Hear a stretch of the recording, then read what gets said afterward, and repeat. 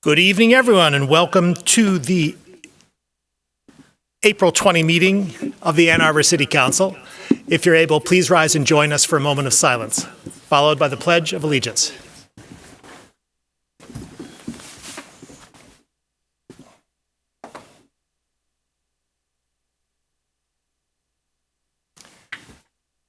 I pledge allegiance to the flag of the United States of America and to the republic for which it stands, one nation, under God, indivisible, with liberty and justice for all.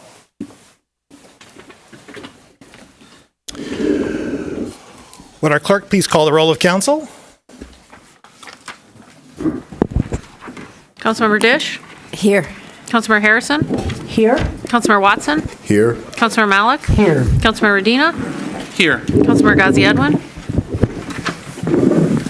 Here. Mayor Taylor? Here. Councilmember Iyer? Here. Councilmember Ackman? Here. Councilmember Briggs? Here. Councilmember Cornell? Here. We have a quorum. We have a motion, please, to approve the agenda. Moved by Councilmember Briggs, seconded by Councilmember Iyer. Discussion of the agenda. Perhaps someone can move to add the proposed items to the agenda that are indeed on our paper agenda, but not yet on our agenda. So moved. Moved by Councilmember Medina, seconded by Councilmember Cornell. Discussion of that addition, those additions. All in favor? All opposed? Those additions are approved. With I think, DC 4 and 5. with the implication that they are DC 4 and 5. Thank you.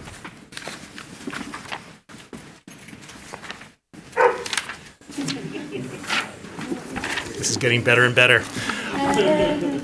Are there communications today from our city administrator? No, Mayor. We have a number of salutary introductions today, but first and foremost, a proclamation celebrating the 25th anniversary of Therapaws. Would all 6 friends please come on up?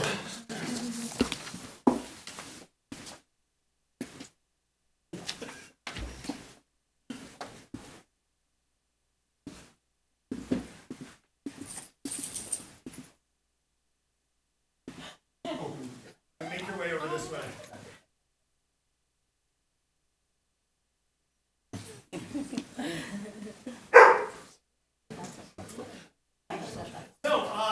So it is my great pleasure to introduce to members of the community who have not been more formally introduced, Therapaws of Michigan, which has been a nonprofit organization for 25 years and faithfully served so many of our community with one of life's true blessings, and that is our furry friends.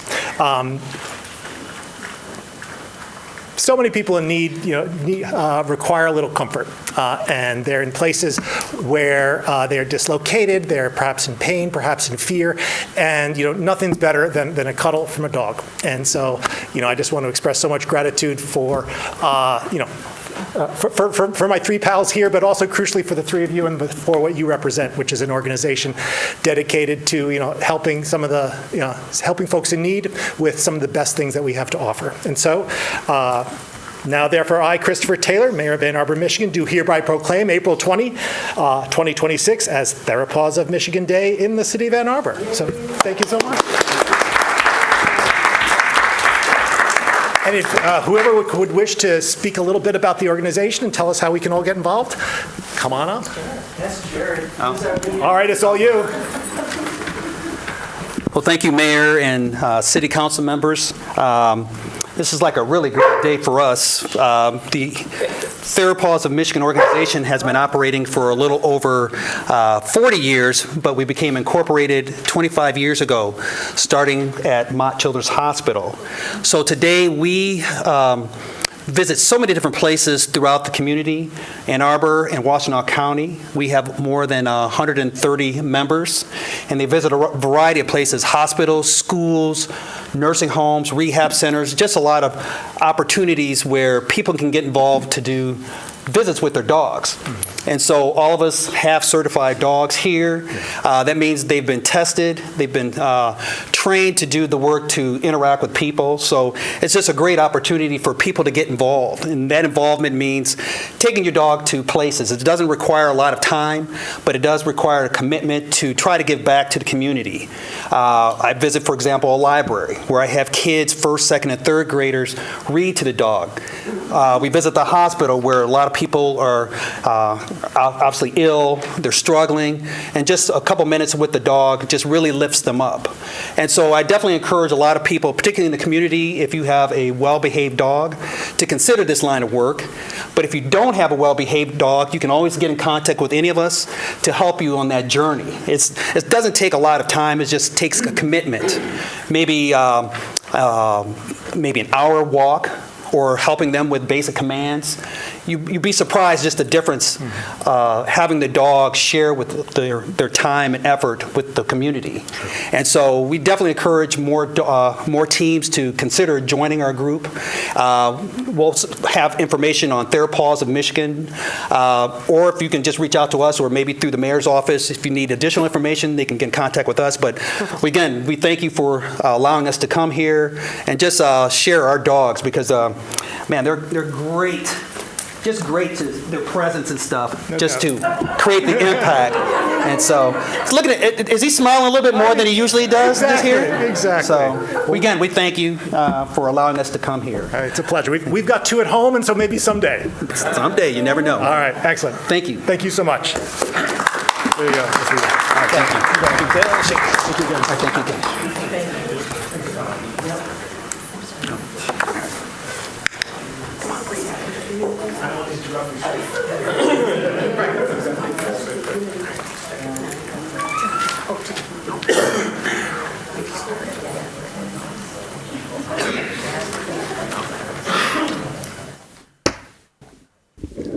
I'm sensing a new council rule about how to begin meetings.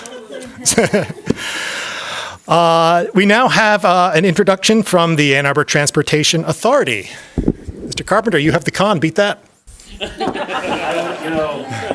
In terms of tough acts to follow, I know. I'll do my best. But I'm going to be honest, it's a tough act to follow, the therapy dogs. But thank you, Mr. Mayor, members of council, so much for your time this evening. A few remarks on operational updates about what's going on with the Public Transit Authority in Ann Arbor, and then I'll leave you for your evening. First of all, I think the thing that is really on our minds these days is the relocation of the Blake Transit Center. You may have started to see public announcements or articles about this. Because of the important construction going on 4th Avenue this year to make way for affordable housing on 350 5th Street, the former Y lot, 4th Avenue is going to have to be largely closed for underground work, which denies us entry into the Blake Transit Center. So we're going to be relocating the transit center, obviously not the building, that stays where it is, but we'll be relocating the transfer function of where buses will be staging. On May the 5th, the Blake will close temporarily for construction. During this time, all bus boarding and transfers will shift to 5th Avenue and Washington Street. We will be shifting a temporary sales location to a vacant commercial property there, the old Comerica Bank at 314 East Washington Street. That'll be open on May the 3rd.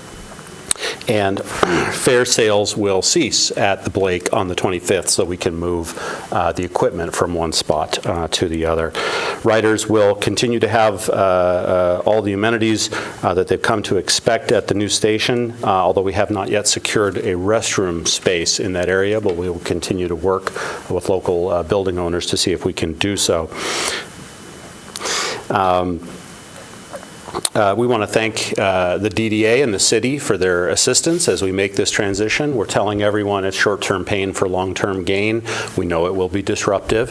We are expecting concerns to be voiced by riders. We're doing as much proactive communication as we can about that right now and have been preparing for months for this. I'll offer, if any of you hear from any constituents who are upset about this, please feel free to reach out to me and we will work directly with them to help them understand how temporary this will be. We hope to have it all put to bed and be back in there before the snow flies next year.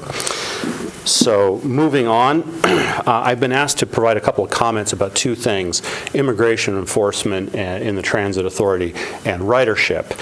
So the first, pertaining to immigration enforcement, as with you, we've noticed some concerns in the community, and we share many of them. Our actions and responses are very similar to the city's, to the resolution you passed some time ago. We're securing most of our private spaces, making clear that only staff are allowed into them.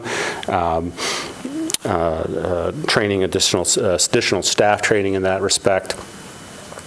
We're also distributing these cards on all our buses. You should have one at your station, and I'll leave these up here for anyone who cares them. They are Know Your Rights cards, similar to those produced by the ACLU. We're producing them in several different languages for our riders, for anyone on the vehicles or coming through our terminals. So if they are approached by an immigration officer, they know sort of what they can and cannot do within their legal rights. One of the more challenging things that's been concerning for us has been our ability to prohibit immigration officers in our spaces. In consultation with our general counsel, it's become very clear that we have no legal ability to prohibit law enforcement officers from public spaces. This includes on our buses and in the public areas of our terminals. This is distressing to some of our staff and some of our customers, but we understand legally this is sort of how it is. Particularly with a specific piece of legislation, I think the Nationality and Immigration Act of 1952 gives Border Patrol specific authority to enter any conveyance within 100 miles of the border. Particularly any bus or any train, it is explicitly spelled out that they have this right, and we are only 40 miles, of course, from the Canadian border, so we are well within that. So unfortunately, from a legal perspective, our hands are tied in this respect. Nevertheless, we want people to know their rights, and we're doing our best to get the word out. I was also asked to say a little bit about ridership. Ridership has been doing very well since the end of the pandemic, following national trends as it recovers. You look anywhere in the nation, and transit ridership, kind of like office vacancy, has been hit. There is definitely a change post-pandemic in how people are commuting, and that's definitely, we're no different in that respect. We had been doing very well until about 2 quarters ago. We've noticed it plateau and even drop a little bit. We did notice, could be any number of factors contributing to this. Sometimes these things reverse themselves, but it does coincide with about the same time that aggressive ICE enforcement began in our community. So we do wonder if perhaps people are staying home, not traveling as much. We do think there's a correlation there. I'm happy to let you know, as some of you may remember, we won an award a year ago, $25 million for low emissions vehicles. This was hung up in federal discussions. We're happy to announce we have managed to get it unstuck, and we will look forward to bringing more low emissions vehicles into the community as soon as possible, and $25 million will go a long way with our fleet, so we're very excited about that. Also happy to let you know about the neighbors. We have the Blake Transit Center in Ypsilanti. We have the Ypsilanti Transit Center. We have aspirations to give them a new facility like the Blake was 10 years ago. And we won a $8 million federal grant for that a little while back. And that allows us to we think we have all the construction dollars. So we're happy to begin to proceed with that. And then finally, in closing, I know later this evening you'll be considering an ordinance pertaining to the DDA. We just wanted to reiterate some of the things we've said in the past, that we've very much enjoyed a long partnership with the DDA.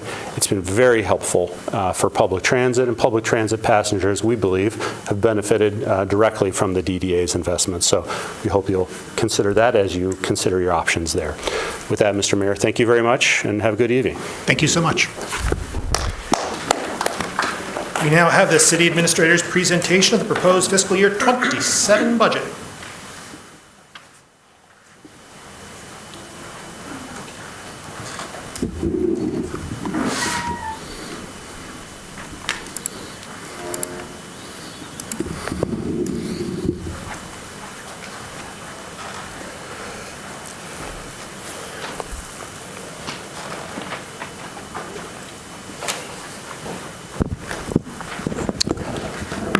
Good evening, Mayor and Council.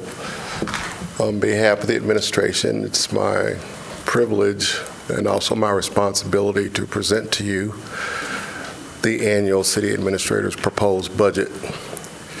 The theme that we have suggested or presented for this year is pooling resources for deep end results.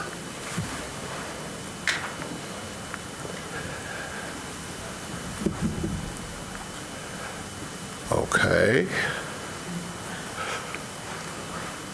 And so concludes the presentation. Thank you. Try it again. Okay, thank you. We always start with the all funds portion of the budget. This particular budget is presenting $649,830,579 across the organization. The general fund portion, which is where the bulk of the operations come from within city government, is slightly above $170 million. As required by law, this is a balanced budget, and it does not contain any structural deficit. In recent weeks, we have undergone another financial review by Standard & Poor's, or S&P, if you will, and they have again affirmed the city with a AAA bond rating. In addition to the budget, we are always aggressively trying to reel in dollars from other sources. What you see on the screen represents both the state and federal ask that we have pending. $2 million for a ladder truck for fire, some work to replace fire station number 3. I will point out that last week during the tornado, fire station 3 was damaged. It is believed that the tornado actually lifted the roof off the building and put it back. We also sustained damage to some of the walls. We've had a structural engineer to look at it. The building is able to be worked out of, but clearly we need to replace it even before the tornado. $1.5 million for Clinton Park improvements. And then on the federal side, another ask for the ladder truck, Barton Dam concrete work at $2 million. We have talked multiple times within this chambers about the need for a new records management system for the police department, so we are asking for $1 million towards that project. Good. Geothermal at $5 million, and then the Tree Line Trail, our partnership with the Tree Line Conservancy. Every budget that I have brought you contained a series of top priorities. It is extremely rare for me, or really any city manager, to stand in front of a council and say, this year we have a single top priority. Our most pressing priority this year is that the SEU go live in this calendar year. The public voted to authorize the creation of the utility. We are on the record in saying that it will go live sometime before the end of calendar year 26. And as we like to say, the future of energy lives here. You've heard in previous presentations that at the current point in time, we are operating with 3 grants. 2 of those grants will be running out soon. One will expire at the end of this month, and another one will expire in October of this year. You cannot operate a utility on 100% debt. So we have taken steps within this budget to address that. It is truly a balancing act for us to propose what we're doing, but we're starting with the transfer of solar assets to be on the books for the SEU. That will provide some collateral for future transactions that the SEU needs to do. We are also proposing to transfer $3 million through OSI from the millage account to the SEU in order to provide some much-needed liquidity. In addition, We are proposing to provide $1 million in recurring funding from the general fund. That is a steep commitment. We are proposing that funding remain in place until the utility is self-sufficient. How long will that take? We do not know. But in order for it to operate properly, it needs to have a certain level of liquidity, it needs to have certain collateral, and in addition, we are proposing to transfer $2 million in cash from the sale proceeds of the Klein lot in order to provide a solid foundation for the SEU to begin. In addition to everything you see on the screen, the SEU will still need to take on debt. But at least with this underpinning, it will not need to be 100% debt. We pivot to the city clerk's office. We have talked before about the integral role that they play in our community. They are an essential element in preserving the democracy that is the underpinning of this country. You've heard Ms. Beaudry speak before about the need to add an additional person to help support the staff that's already there. We have a long election cycle in front of us. This budget includes one FTE to help with the work that they're doing. It also includes funding to do some of the equipment maintenance that is necessary in order to gear up. If you're paying attention to the national news, there's already a lot of scrutiny around elections, and the last thing we need is for any kind of equipment failure, either in August or in November. We next move to the comprehensive land use plan. That was recently passed by this body. It now is awaiting direction to the staff from the Planning Commission. In order to do that, there will need to be some consultative help brought aboard. We know that we cannot execute or implement the comprehensive plan all at once. So we need to see, what does the Planning Commission think about what should come first? And rather than give you a fully loaded contract, we are using what is known as a pay-go approach, which means pay as you go. And so we are proposing to start with $325,000 for the consultant. And as the Planning Commission and the staff determine what the next steps are, we would be bringing additional money to the contract over time. We just can't say how fast that'll be or what amounts will be needed. But for now, we want to start with $325,000. We next transition to the state. State policy recently has changed.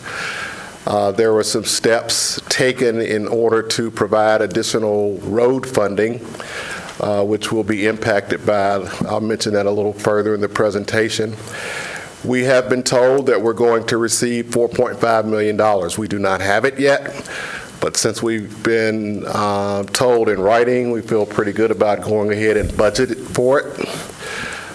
What we are proposing, the transportation team, working with the leadership of Public Services, they have developed a speed management program. One of the areas where we need to get better is having shovel-ready projects. We have had funding opportunities present themselves, and we have not been ready. We need to address that. With the new speed management program, we intend to deliver safety improvements quicker, be able to work closer to achieve adopted Vision Zero and sustainability goals, and then creating the data-driven pipeline that speaks to being shovel-ready.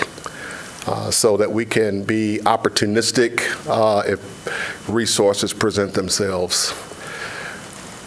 We are proposing to divide the new money in the following way: 1.35 to 4 project areas, beginning with quick build, design funding, construction funding, and ad hoc projects. We know from listening to the community, from listening to council, we need to be more nimble. And so we want to get in position to do that. We believe this funding will help us to do that.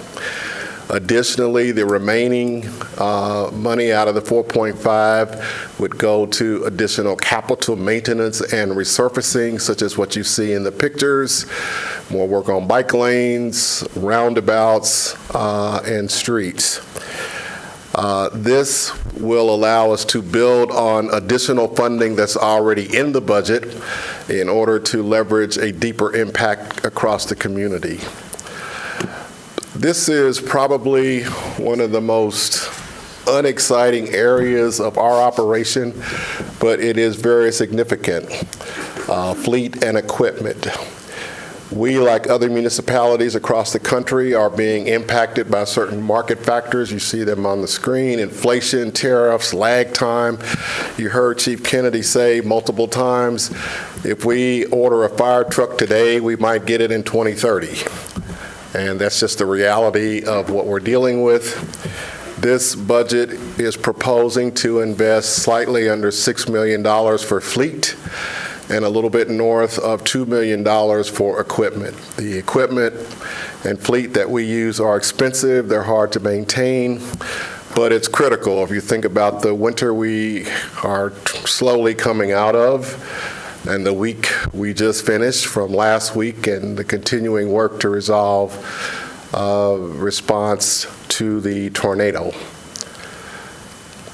And then we pivot to supporting community needs. We begin with Sprout. $1.35 million is in this budget for the Sprout pilot. We are presently working to implement the resolution that you passed, where we are to have discussions for 90 days with CMH. That is unfolding under the direction of our Deputy City Administrator. The $1.35 million is enabled because of your decision regarding the 40-40-20 split of millage dollars. So at whatever point we get approval to move forward with the pilot, the funding is there for us to get started, whatever unarmed response looks like in Ann Arbor, and then we will evolve from that point. Additionally, we have had communication over a period of months with Alpha House. They are trying to develop some additional units for their family shelter. They are requesting $250,000. This budget proposes to award that amount to them in order to facilitate the shelter units that they need for families. I have been in communication with the new leadership of the Delana Center for several months. They are contemplating an additional facility, a new facility somewhere in the eastern part of Washtenaw County. It might be in the city limits or it might not. But what is clear to us is that the business case is clearly made that the facility down the street is bursting at the seams. It can't do anymore. They need additional space in order to do the programming that they want to do. So we are proposing to appropriate $500,000 towards that capital acquisition. I have had discussions with County Administrator Dill asking that the county match the city's allocation, should you approve it, for a total of $1 million for them to do the acquisition. And we have made it clear to the leadership it is capital only. We are not in a position to underwrite the operating cost of a new facility, but we feel like investing in the capital acquisition is an appropriate investment. We are also proposing $2.5 million to the Ann Arbor Housing Commission. I've had some discussion with Director Hall. What the administration would like to see is that instead of the money going into a fund with undetermined use, we'd like for a specific use to be identified. What is the 2.5 going to be used for? A particular project, a particular acquisition, to finish a project, so we can at least tie it back directly. All of these funds would come from the sale proceeds from the Klein lot. There is a full list of the administration's recommendation for use of those proceeds that has been attached to the agenda for tonight. And then we pivot to an area where our philosophy is aligned, but we simply don't have the resources to execute on what is necessary. We start with police. Police have requested bodies. They are being asked to do more and more things. I checked with Ms. Williams, who oversees our events section. She indicated to me that we approve about 50 events a year. Then you have 6 or 7 football games, and you have concerts, then you have things in downtown on weekends, and you have parks, then you have issues with the Argo Pond. It's an ongoing request to have higher visibility from the police, and they simply don't have enough bodies to be all of those places. We are providing 1 officer with this budget because that's what the budget can afford. We're also proposing to provide $2 million for the RMS system. You'll recall I mentioned a few minutes ago, we're asking the federal government for $1 million. So if we were to get that, then that would need to be adjusted on this end. We feel like the police have made a solid case for additional resources. I am particularly aligned with the idea of unarmed people being in the downtown area. I've seen that multiple other places, and it does have a positive impact. We just can't afford to do it at present. Which then brings us to the fire department. They too have requested bodies, and this is really 2 conversations. So the first conversation, we have a young fire department. There are multiple people who are out on leave for family-related purposes. And then you layer on injuries that goes with doing this kind of work. So between that, it puts additional stress on the department in order to provide the minimum staffing that's needed to operate within the city. Chief Kennedy actually requested that we get 3 firefighters, 1 for each shift. We are able to provide him 1 firefighter in this budget, but the need is clear, and before the end of the fiscal year, if there is an opportunity based on how the revenue is actually coming in, the revenue that is deemed to be recurring, I would want to address those 2 additional firefighters before we get to June of next year. That is a completely separate conversation from the request to add a new unit. And a new unit is 12 people, and it is a all or none proposition. Adding 4, adding 3, adding 5 doesn't do it. It has to be 12. He is not asking for a new fire station. The fire stations that we have are sufficient for the next decade, but we need to scatter people around to be able to address the needs, particularly if Ann Arbor is going to densify. The comp plan indicates that we are. If we have more vertical construction, then you're dealing with high-rise rescues. You're going to need equipment that will project higher into the air. You will need to project water further into the sky than we can today. And so that is something that we will have to work towards bringing on.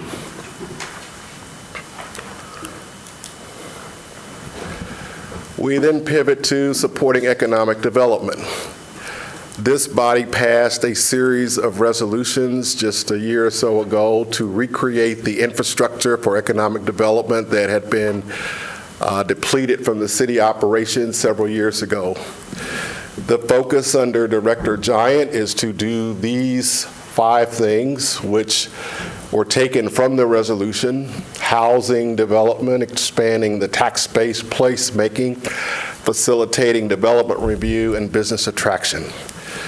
Mr. Giant has added 1 staff member, so he's a whopping office of 2. And to date, they have been working from the Spark headquarters. With this budget, they will be able to move into City Hall, which is their preferred location. They prefer to be in City Hall versus the Election Center, which is where they were going originally. We need to provide some office space and furniture and the things you would typically need when you're moving into a place. We are also providing $65,000 with this budget to do a development review. We've heard from the business sector, the development community, individual residents, and we've heard from you. Take a look at our development process to see if we can make it more streamlined. Can we make it faster? Can we improve the customer service element of it? If you do those things, you will be improving the customer service element. So with this budget, we are able to move forward with that work. We're also proposing to provide $500,000 to the office for due diligence activities. If opportunities present themselves to ED today, they have no money to even do a title search. They don't have any money to perform any of the activities that would be associated with due diligence. And sometimes there is a specialized need for legal services. They can't do any of that unless we find money elsewhere in the budget. This will allow them to have the capital necessary to really do the job that they were brought here to do. And then we pivot to the Strategic Acquisition Fund. You heard me talk about this a year ago. In terms of the city proactively taking steps in the real estate space to protect the tax base, today we don't really do that. We hope that it all works out. From the administration's point of view, hoping for it is not enough. We need to be actively acquiring property when it's available, if we can afford to, that can then be leveraged to address the housing need that you've identified, to address placemaking, things that will be tax generating for the city. Ideally, this fund would be 10 times the number that you see on the screen to get started, but this is what we can afford to do. We believe that this fund must be grown over time. And so if you acquire a parcel and then you sell that parcel for a particular need, generating, you getting money back that you use to acquire it, but also generating tax revenue from the city, so it has a revolving element to it. We would put a structure around the acquisition fund under Director Giant's leadership and move forward from there. We then pivot to some of the steps. This is not the complete list of hires that we're making, but these are some key ones that we needed to do in order to address some immediate needs. So we're proposing to create an assistant to the city administrator position. One of the things this person would do is to address the rental ordinance issues that have been mentioned multiple times in the chambers. We're not sure that there is work sufficient for 8 hours a day, 5 days a week with that. So there would be some additional duties added to that person's portfolio based upon the experience that they bring to the table. We're proposing to convert 4 part-time positions to 4 FTEs within the Parks Department, adding a facilities maintenance technician. Also, in response to what we've heard from the community, we want to convert a fire inspector to an assistant fire marshal.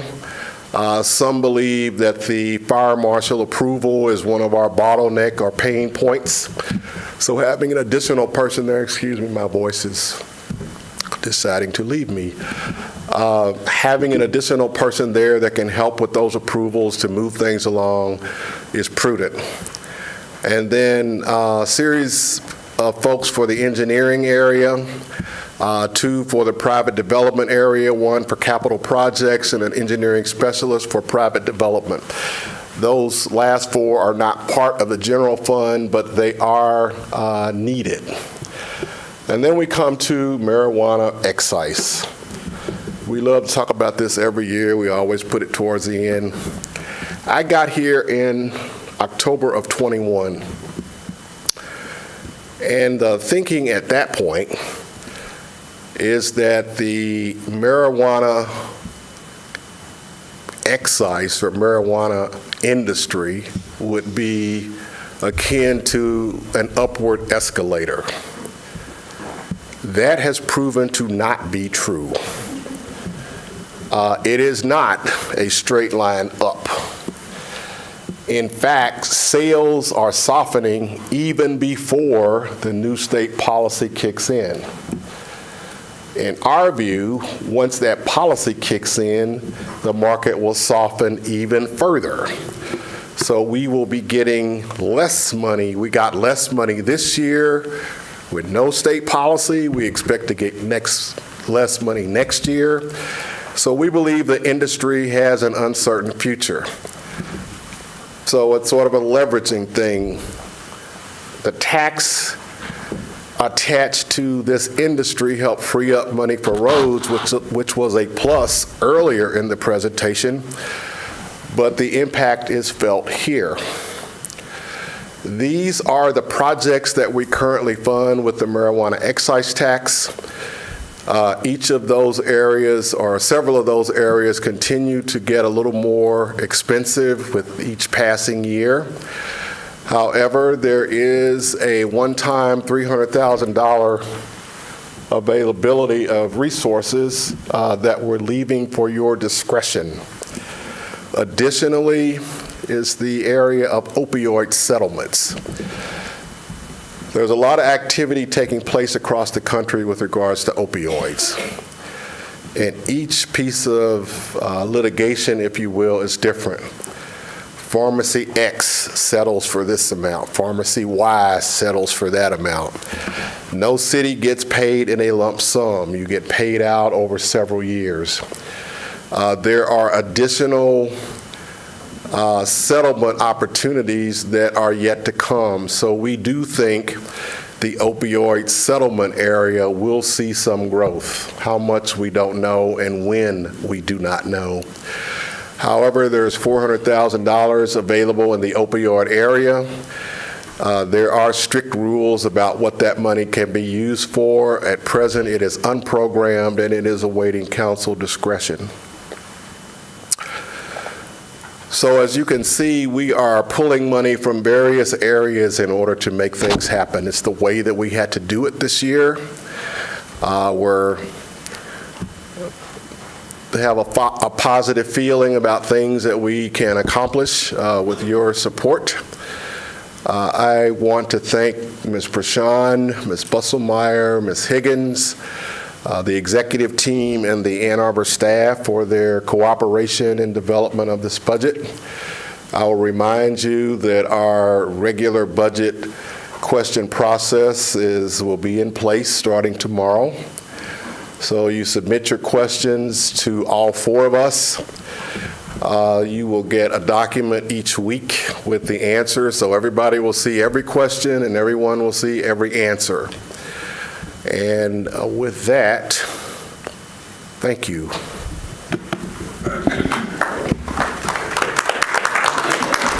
Although there's no formal time for response and comment, I merely say, and I think I can speak without fear of contradiction from the council, that this entire council has a great deal of gratitude for the work done by Mr. Mahoney and Ms. Prashant and everyone else who has been working to bring to us the fiscal year 27 budget. Taking care of our tax dollars, making sure that we as an organization are able to provide results, services that people need to our residents, to our community members is our top collective priority, and we are able to do so with the guidance of staff in a way that is obviously industry leading. AAA bond ratings are not given, they are earned, and we are both proud and grateful of the work that is done. So to anyone who's had a hand in this, thank you so much. We now come to public comment. Public comment is an opportunity for members of the public to speak to council and the community about matters of municipal interest. To speak at public comment, one needs to have signed up in advance by contacting our city clerk. Speakers in all instances will have 3 minutes in which to speak, so please pay close attention to the time. Our clerk or the time clock will notify you when 30 seconds are remaining and when your time has expired. When your time has expired, please conclude your remarks and cede the floor. Our first speaker today is Adam Juszkiewicz. Hello, I'm Adam Juszkiewicz. I live in the 4th Ward. I'd like to talk to you tonight about the resolution to approve an agreement for the sale of air rights over the library lot to the Ann Arbor District Library. I grew up going to the Westgate branch and the downtown library regularly, and yes, I am old enough to remember using card catalogs. The Ann Arbor District Library is a beloved institution in our city by me and by many, many others who make use of their wonderful programs, collections, and community gathering spaces. As Ranganathan said, the library is a growing organism. As the needs of our community and library patrons and collections grow and change, so too do the needs of the building itself. We need to be ready to move forward and change with those needs. Furthermore, our downtown library building is in poor condition and is beyond its useful life. And that's why I was so thrilled to vote for proposals A and B last summer. I'm glad that so many of my fellow Ann Arborites came out to support our library in August, and I'm excited to see what is next for such an important community institution. A new library with housing above and with plenty of outdoor public open space is exactly what I want to see built in the center of our city. The library is a commons, and this commons will be the center of our civic life for generations to come. Thank you for bringing this resolution forward and fulfilling the wishes of Ann Arbor voters, and thank you in advance for voting yes tonight. I'd also like to briefly mention CA10, a resolution supporting a reconfiguration of the diagonal segment of Washtenaw. I agree with Transportation Commission on their support for bus lanes on segments 2 and 3. Reducing traffic lanes here in favor of bus lanes and improving crosswalks will make this area safer for pedestrians and support AAATA's efforts to improve transit on some of our most heavily used bus lines. Please approve CA10 tonight. Thank you. Thank you. Our next speaker is Kathy Griswold.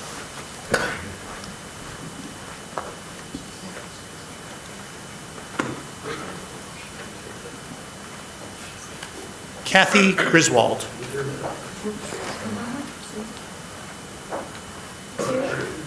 Yeah, she's in the building. It's been reported that she said she was leaving. Our next speaker is Henry Herskowitz.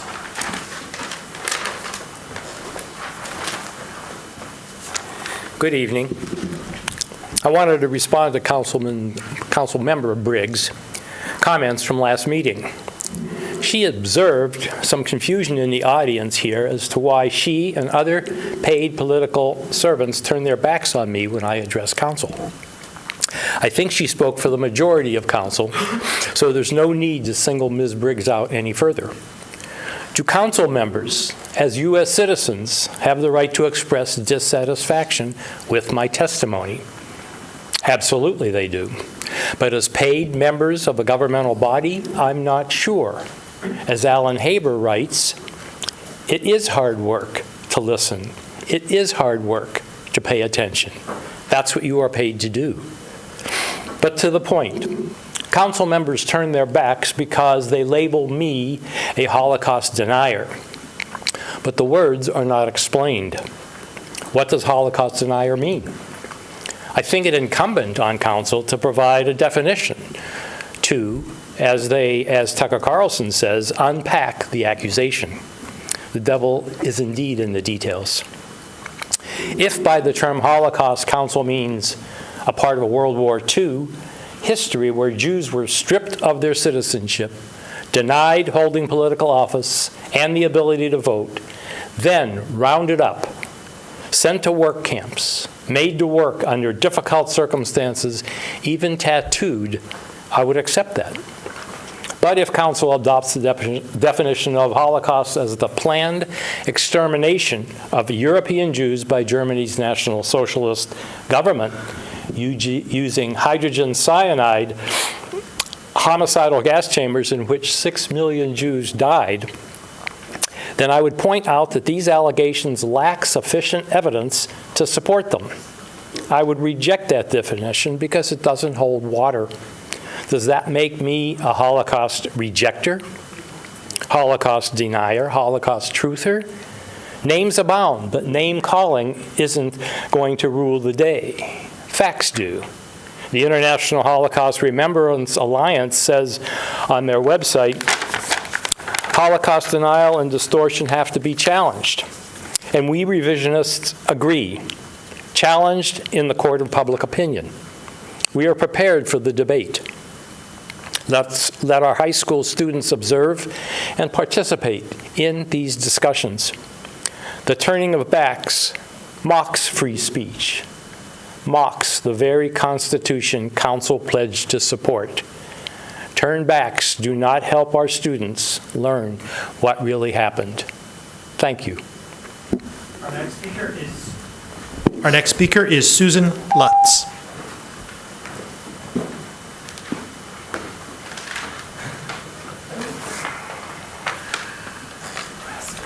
Good evening, Mr. Mayor and members of the City Council. My name is Susan Lutz, and I'm an AARP volunteer. I'm here today to talk to you about crypto kiosk fraud.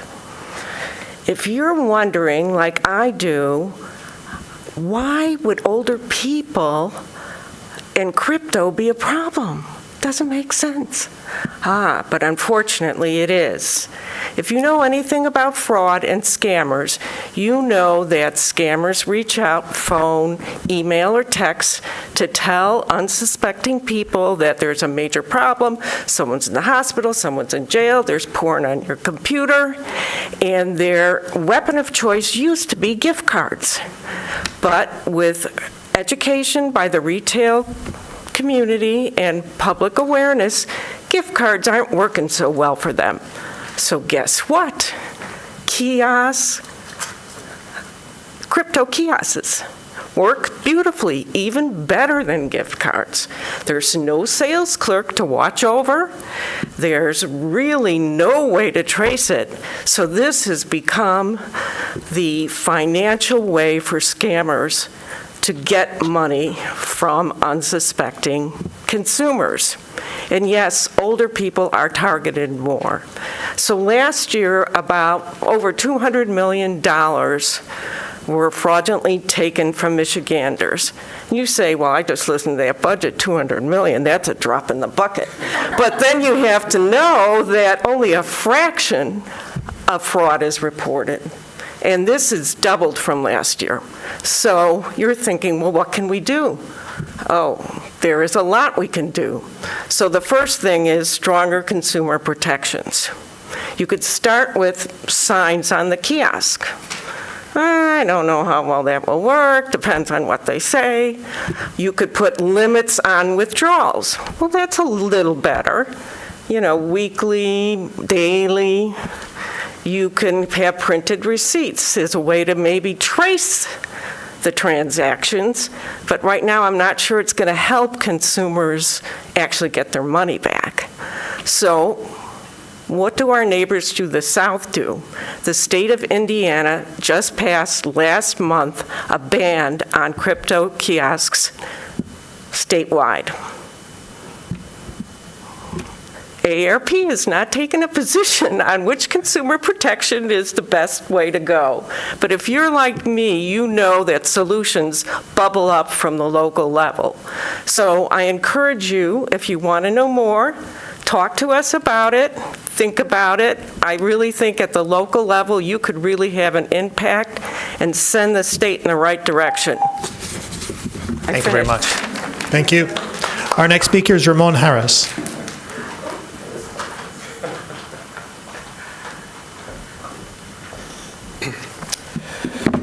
Today's key word is redundancy, but it's okay. We'll get through this together.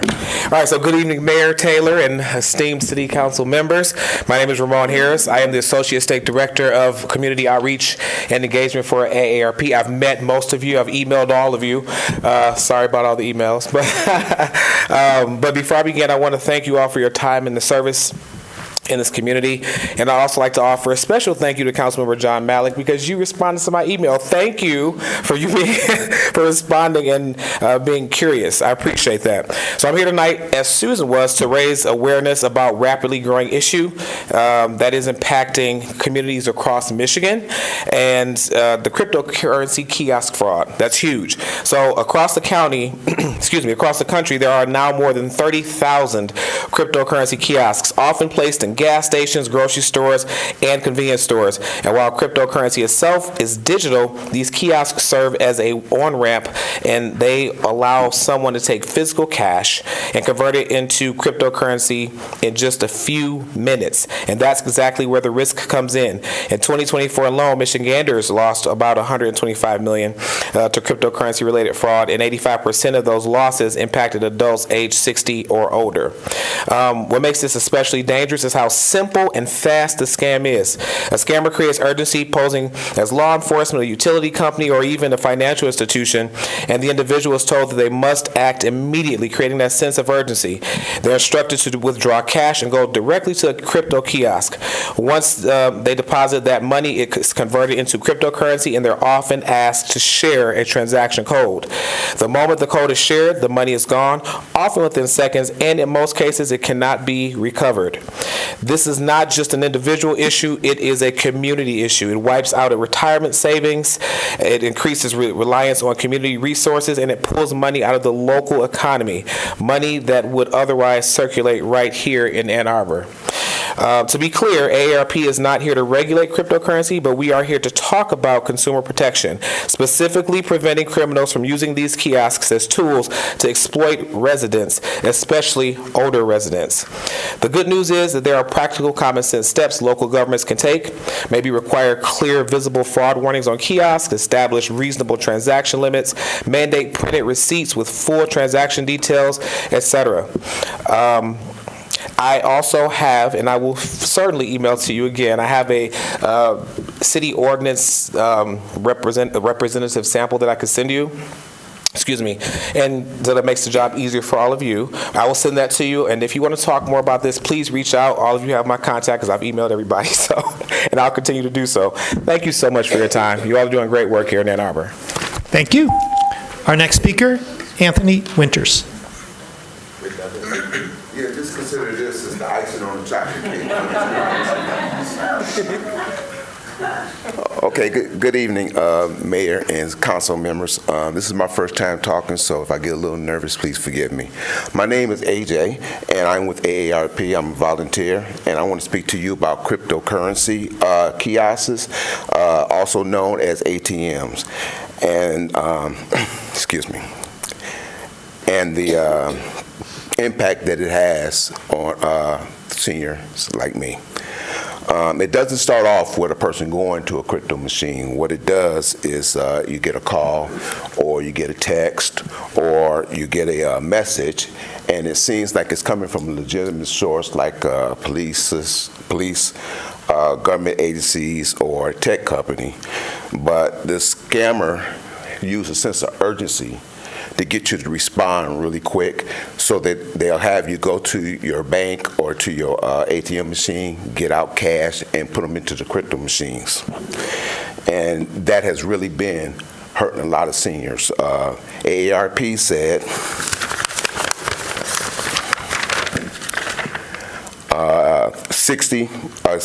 reports that adults 60 and older account for 86% of all crypto ATM scams and losses, and more than 33 million stolen just in 1 year.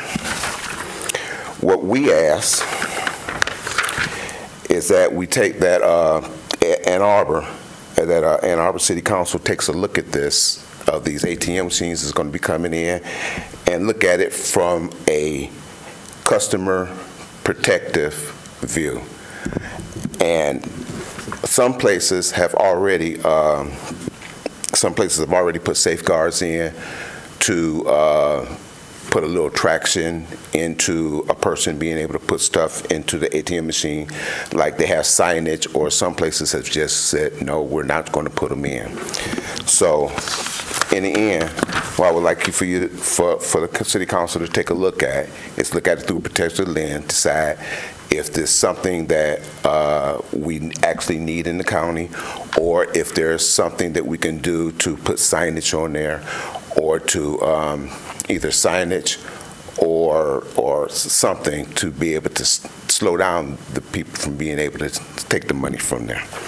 And that would be it, because I am going to pass out if I stay up here any longer. You did awesome. Thank you so much. Our next speaker, Cortland Travis Bursey.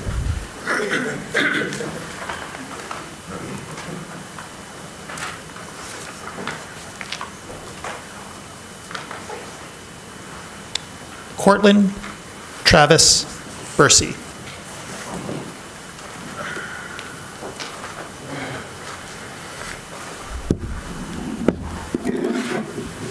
Mr. Bursey here?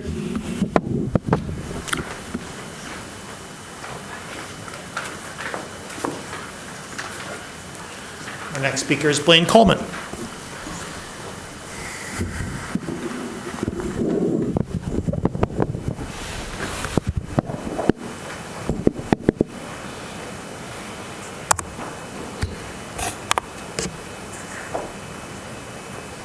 Hello, this is Dr. Mojgan Sawabi Esfahani in Tehran, April 8, 2026.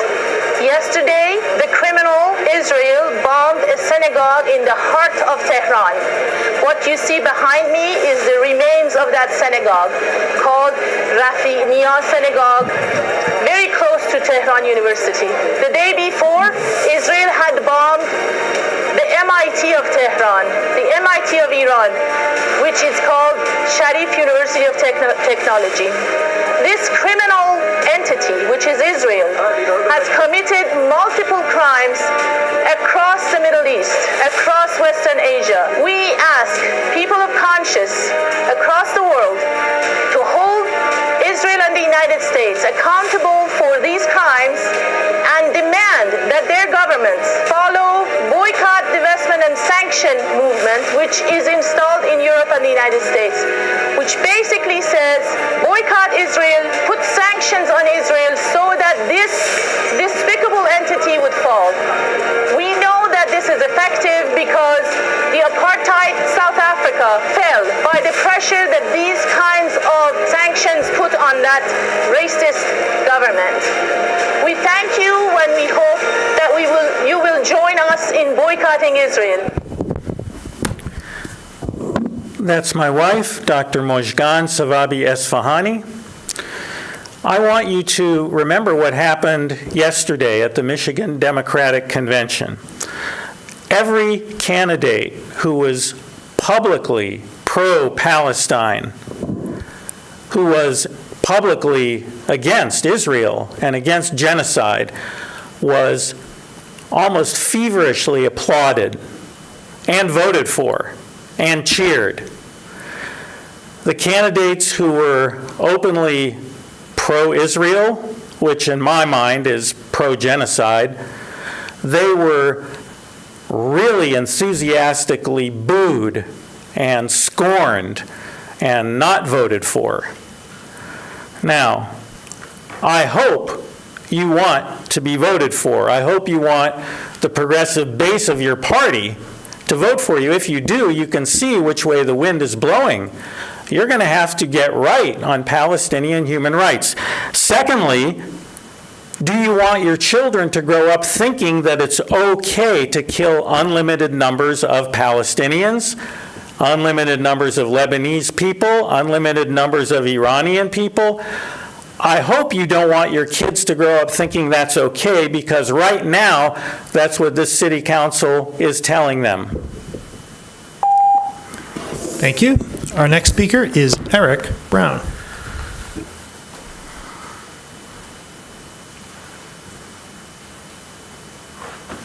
Eric Brown.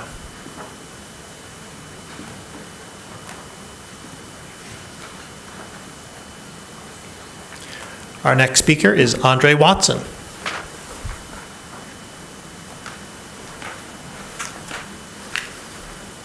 Good evening, Mr. Mayor, Council.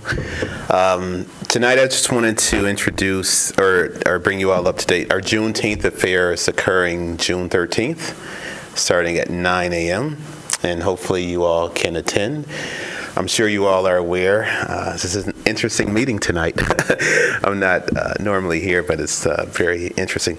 I'm sure you're aware of what's happening throughout the country, and I think it's a great time for us to figure out and find commonality, to celebrate and own some of the history that many individuals are attempting to deny and to just remove from our awareness.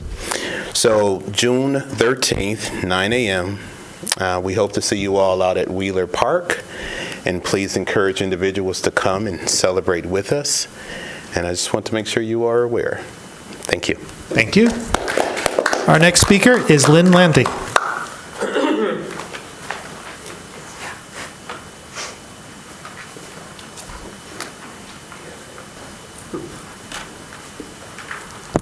Good evening, Mr. Mayor and members of the City Council. My name is Lynn Landy, and I am a member of the Ann Arbor branch of the NAACP. And while we've had many different kinds of comments this evening and many different issues facing you, we're here to talk about a celebration, so we can just relax and celebrate and have fun. I want to tell you just, and also I'm just to say to that I myself am one part of the tri-chair team working on Juneteenth, and the other two tri-chairs are right here. There's Mary Halltown and Lucille Kirk-Malcolm, and we have a lot of fun together, and we're doing a lot to get ready for this 32nd commemoration of Juneteenth in the city of Ann Arbor. So most of you may know, I mean, we all probably all have heard of Juneteenth, but what it actually means is that was the date back in 1865 on June 19th when finally the enslaved people in Galveston, Texas received word that the Civil War was over and that they were free. And that was actually 2 years after President Lincoln had made the Emancipation Proclamation. It took a long time.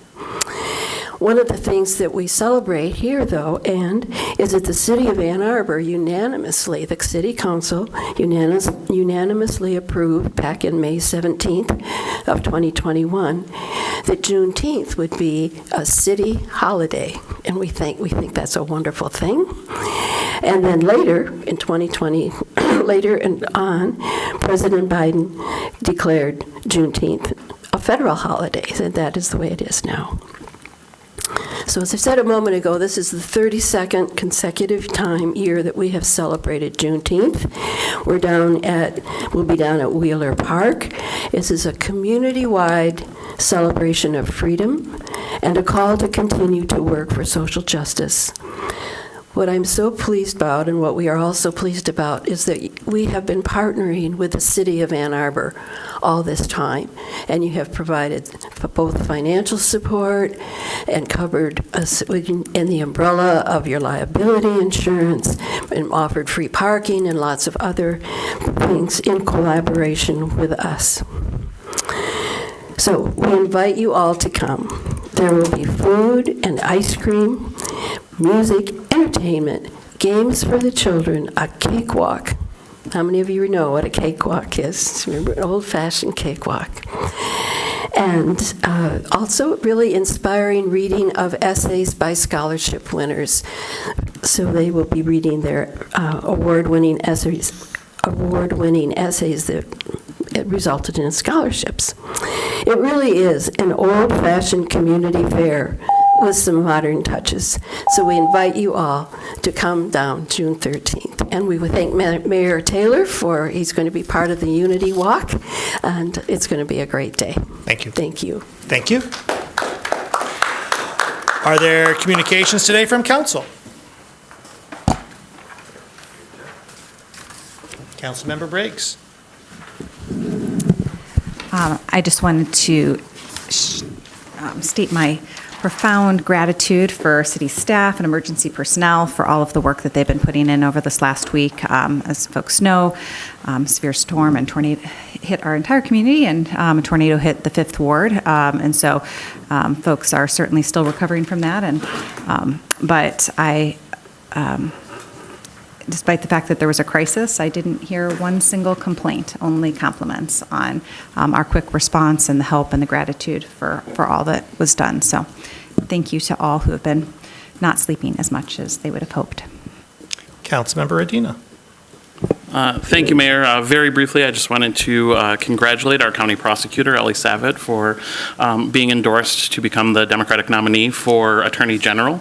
I'm very excited for that and will be enthusiastically supporting him. I also wanted to thank all of our staff who have been putting in hours and hours over days to help with the storm cleanup. I know that it has been exhausting work. I have heard from staff members at 8:30 at night following up on things that I asked them about because they were just finishing with their other responsibilities. We have remarkable staff who put in way more time than they are asked, and we are incredibly grateful. And then shifting, I continue to be really disappointed that we have to respond to this, but Mr. Herskovitz, once again tonight, I just want to be on the record saying that I find your remarks deplorable. Normally, I don't acknowledge your remarks because I think you love the attention, but tonight you challenged us to define what we mean when we call you a Holocaust denier, and then immediately demonstrated to everyone in this room and listening at home why the Anti-Defamation League and the Southern Poverty Law Center already have classified you as an anti-Semitic Holocaust denier. Your words and your actions for decades have incited hatred, fear, and division in our community. They attempt to revise and whitewash one of the darkest moments in human history. They are despicable, and while many of us have implored you to stop, I think we all know better that you won't. And so I will continue to say that I reject your message, and I reject your hate, and I reject your division, and I hope that the rest of the community stands in solidarity with those that you intend to harm. Further communication from council. Councilmember Harrison. Thank you, Mayor. 5 months ago, we voted to remove neighborhood watch signs and sunset the city's connection to that national program. As of today, all but one sign have been removed. The last one comes down tomorrow. Neighborhood watch signs began appearing in the 1970s, not long after the Fair Housing Act required communities to open doors that had long been closed. The program was born in that moment. When integration became law and surveillance became the response, ending our participation in the program, and that program was long overdue. And I just want to say thank you to city staff for this swift undertaking, and also for all the work that you all did cleaning up after the storm. Thank you. Further communication from council.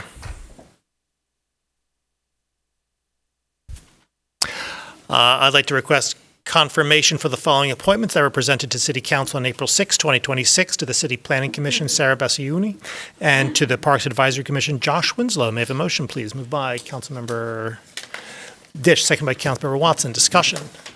All in favor? Opposed? It's approved. I'd also like to request confirmation of the following appointment that was presented to City Council on April 6 to the Economic Development Corporation Board, Joe Giant. Moved by Councilmember Adina, seconded by Councilmember Iyer. Discussion. All in favor? All opposed? It too is approved. I'd like to present the following nominations for City Council consideration to the Ann Arbor Area Transportation Authority Board, Susan Pillay and Sven Swain. Following up on some of my council members' observations with respect to the storm. Ann Arbor, of course, suffered a great injury with its first tornado in at least in my memory, and the response. The storm created a great deal of property damage. Thankfully, no reported injuries. However, property damage is dislocating and creates fear. It creates disruption in the community. It hurts people's homes. The response of the city staff has been, exemplary up and down the line. In the moment of the storm, first responders were out as quickly as they could in a manner consistent with their own safety to ensure that folks themselves were safe. First responders, solid waste cleanup began virtually immediately. They did so in a manner that is truly demonstrative of their desire to serve the community. Furthermore, while we and I just have highlighted first responders and solid waste, the work has impacted and been done by folks throughout the entire organization. Without regard to job title, job description, you saw folks banding together to damage assess, to damage clear, and so forth, to do everything that we can as a municipal organization to care for the community. It has been another example of a staff and a municipal organization that cares for its residents, that cares for the service that it provides, that is here to do the good work, to provide the results to residents that they need in the ordinary course, but most and foremost in times of great stress, in times of great need and destruction. And that's what your municipal organization has done. That's what the staff has done here. And I am myself, and I think on behalf of the community and council as a whole, truly and deeply grateful. So, thank you.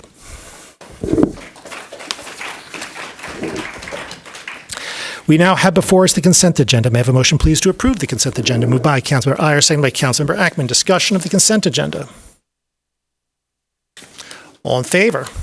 All opposed? The consent agenda is approved with 11 council members present, all voting in the affirmative, thus satisfying the 8-vote requirement with respect to CA2, CA3, CA4. We now come to a set of public hearing. It is a set, it's a singular set. We now come to a public hearing.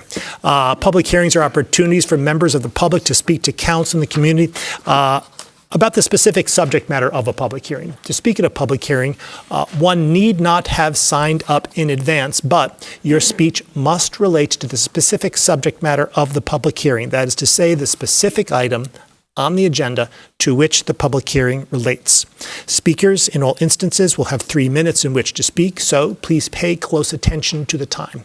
Our clerk or the time clock will notify you when 30 seconds are remaining and when your time has expired. When your time has expired, please conclude your remarks and cede the floor.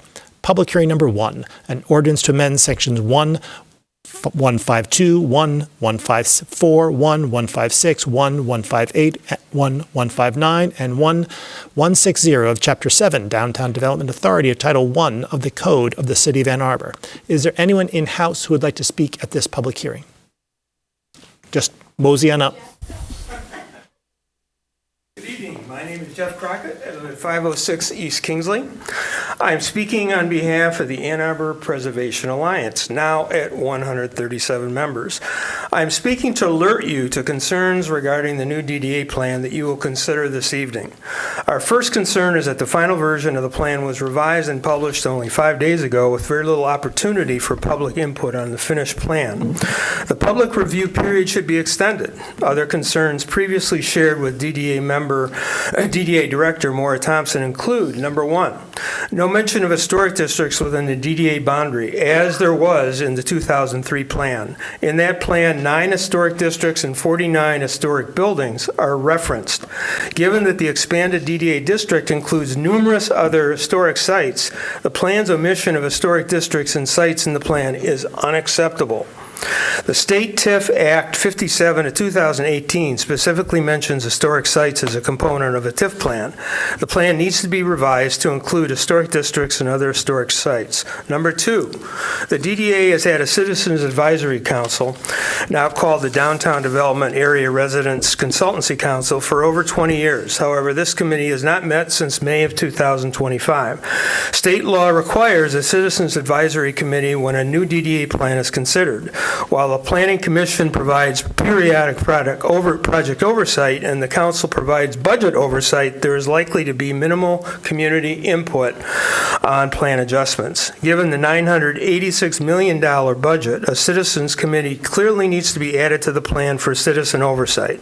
The DDA, with its expanded boundaries, has a unique opportunity to attract new members through robust community outreach. Number 3, no inclusion of handicapped street parking in the plan.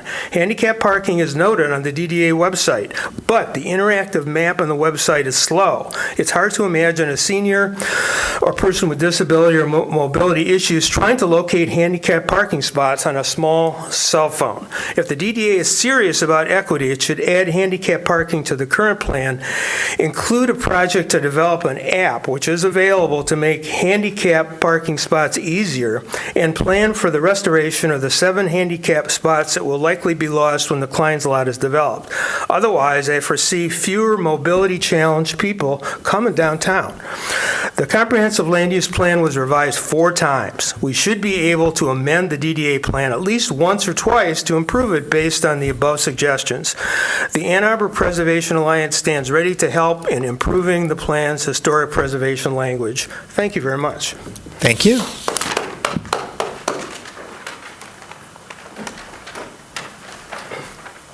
Hi, my name is Diana Marsh, and I own a shop, Thistle and Bess, in Carytown, and I'm also a Water Hill resident. I'm also a Carytown District Association board member, and I am in support of the new DDA development plan. We're so lucky to have such a large, connected, and involved community of small and locally owned businesses in Ann Arbor. This business community is a large reason why our downtown area remains so inviting and vibrant. Over my almost 11 years on 4th Avenue, the DDA has been a huge support and resource to our downtown local business community. In Carytown specifically, the DDA has purchased light pole banners highlighting our district. They have provided holiday lights and have covered the cost of meter bagging for Kindle Fest, which is one of the highest attended events in our city. Most recently, I've been working with the DDA Elevate program to see how we can positively activate Sculpture Plaza in Carytown, a valuable downtown park space that has been widely neglected and underused over the years. The most valuable asset of the DDA, though, is their communication and visibility within the business community.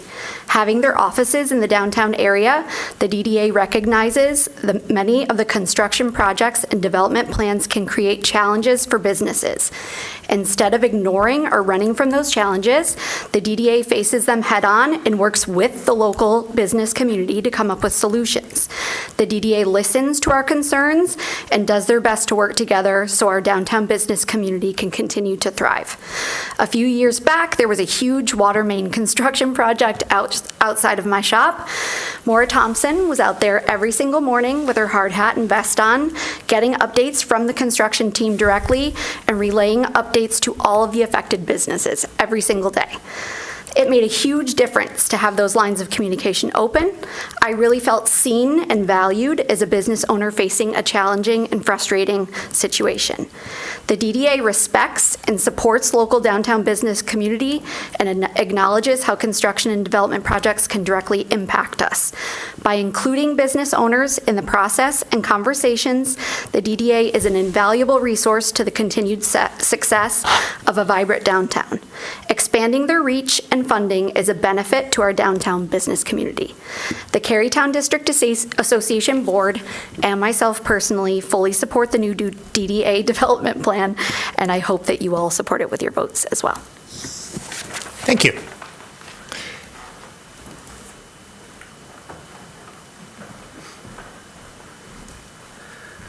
Adam Juskevich. I live in the 4th Ward, and I support the DDA expansion plan and the changes to the DDA funding. I spend a fair amount of time downtown. I rarely bring my car with me, generally take the bus and walk home. And I love downtown. I think downtown is our city's living room. And I think the DDA has done a great job kind of making downtown a cohesive place and tying different parts of downtown together while giving, areas like Carytown kind of a distinctness, but yet cohesion. So I'm really excited to see what the DDA ends up doing under this new plan. I do agree that there could be more parking for disabled folks downtown. So I think that would be a good thing to take a look at. Thank you. Thank you.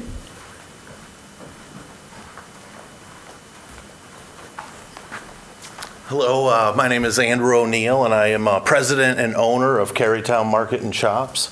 And in full disclosure, the DDA happens to be a tenant of mine, but that is not why I'm here. I'm here because I truly believe in what the DDA is doing in this city, and I think the city needs the DDA. I've worked with the DDA long before they became a tenant of ours. And I want to echo everything that Diana said. I'm the unprepared one. I just get up and wing it. You've got all the stats and figures, so thank you for that. I totally agree. The other reason I am here is, and I'm for the expansion of the DDA, is I happen to own 7 acres of buildings and land on North Main. And North Main is a diamond in the rough, and to say the least. And I envision someday a big gateway into the city along that North Main corridor. So I think having the DDA and encouraging their efforts would be a great thing for Ann Arbor, and it would be sad to lose them. So thank you. Thank you.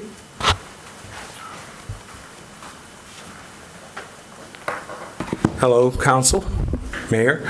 My name's Curtis Davis. I live in Ward 1, longtime resident. I am currently on the Preservation Association Council and currently creating a North Central Neighborhood Association. I have neighbors and members of the North Central Neighborhood Association that are concerned about how single-family residences will be treated as DDA expands down Main Street, 4th Avenue, 5th Avenue. I have addressed Mara and DDA related to the history of the area and wanting her to be respectful and possibly work in collaboration with us to actually acknowledge and continue to educate about the history of that area. My concern is that some of my residents are worried that quite possibly through acquisition, single-family residents will be gobbled up, and as well, a lot of the student housing that is there is being accelerated through organizations such as Michigan Rentals, that quite possibly going forward that they will step away from our neighborhood, and then it would be ripe for individuals with deep pockets to actually make that area more of a transient population than it is right now, because we have families, we have students that live there and return there. It's a very walkable neighborhood. One of my main concerns was pedestrian safety in the area, because on those streets during football games, during Carytown days, during farmers market, individuals have to cross major intersections without any lighting, without any pedestrian kind of acknowledgement for drivers that are trying to get to 23 and Depot Street, which they are trying to get to 23 as well. So I would ask that, DDA have oversight and community input so that quite possibly this could be a merger that would satisfy all needs involved. So that's all I have. Thank you. Is there anyone else in House who would like to speak at this public hearing?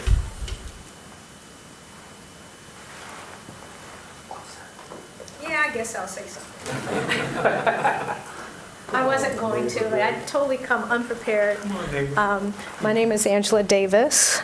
Thank you, Mayor Taylor, council members.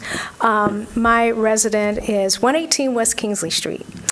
And I understand about the DDA and its expansion, but my concern, and it has been for a very long time, that location, that particular address was my grandparents' address. And so now I am the owner of the home. And in reference to on residential parking permits, that street, that little segment there, from Main Street to, as it bends over to North Ashley, there isn't a residential parking permit regulation there. It's just strictly open parking, which is great. But when, like, for example, I just had the roof replaced on my home, and I had to contact the city to see if I can have that section in front of my house blocked off. It worked out fine, but what my concern is that the neighbor next door to me, which sits on the corner of West Kingsley and Ashley, her front door is on West Kingsley, but she is able to get a parking permit. East Kingsley, on the north side of Main Street, they're all residential parking permitted area. I'd like to know why that particular section could not be residential parking permitted. It would be a great advantage. Unfortunately, that particular house does not have a driveway. It's just the way the lot was designed back in the day. As it have it, I'm working to make that happen. When it will come to fruition, I do not know.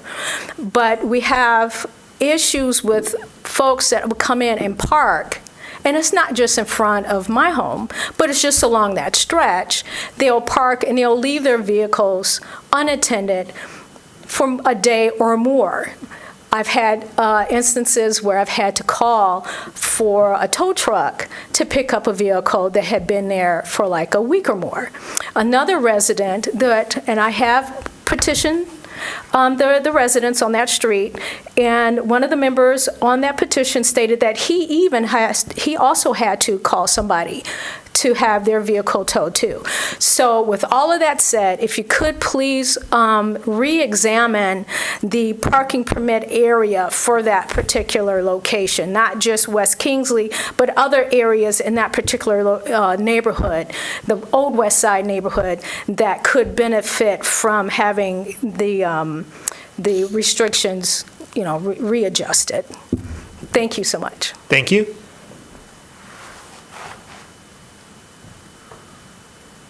Is there anyone else in House who would like to speak at this public hearing? Is there anyone online who would like to speak at this public hearing? Mayor, we have a couple people online. State Street District, do you have a comment? Yes, hi, can you hear me? Yes, we can. Wonderful. My name is Nick Lemmer, and I'm the Executive Director of the State Street District. I'm here to express our strong and unwavering support for the DDA's proposed development and TIF plan. From our perspective on the ground, working every day with businesses and stakeholders, the DDA has been an essential partner in keeping downtown functional, active, and moving forward. Their work reflects a real understanding of how downtown operates, not just in theory, but in practice. I also want to recognize Maura's leadership. She and her team have been consistently accessible, thoughtful, and solutions-oriented. They engage with us directly, they listen, and they follow through. That kind of leadership matters when you're executing complex, long-term work in a place as active and visible as downtown Ann Arbor. We've seen that partnership not just in infrastructure, but in how they support districts like ours strategically. The DDA provided critical support for our business improvement zone feasibility study, which is helping us better understand how to build a stronger, more sustainable district moving forward. That kind of investment in long-term organizational capacity is just as important as physical improvements. We've also seen the impact through projects like the State Street reconstruction. While construction is never easy, the end result has made the street more usable, more flexible, and safer for pedestrians. The curbless design, in particular, has allowed us to better support events, manage large crowds, and activate the street in ways that simply weren't possible before, including our flagship event, the State Street Ann Arbor Art Fair.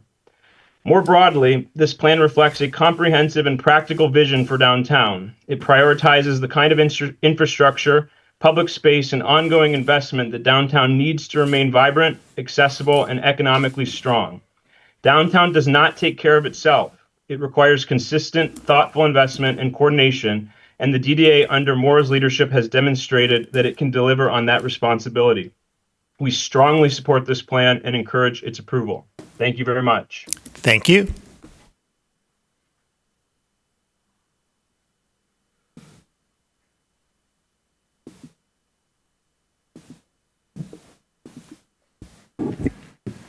Luis Vasquez, do you have a comment? Yes. Greetings, City Council and City staff. Luis Vasquez, 909 Barton Drive in Upper Lower Town.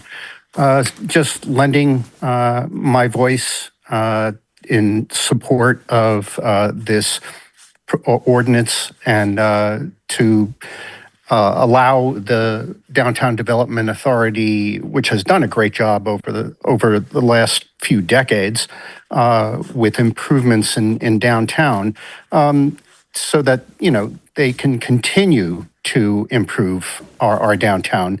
And I do support as well the expansion of the Downtown Development Authority. Thanks for your time. Thank you.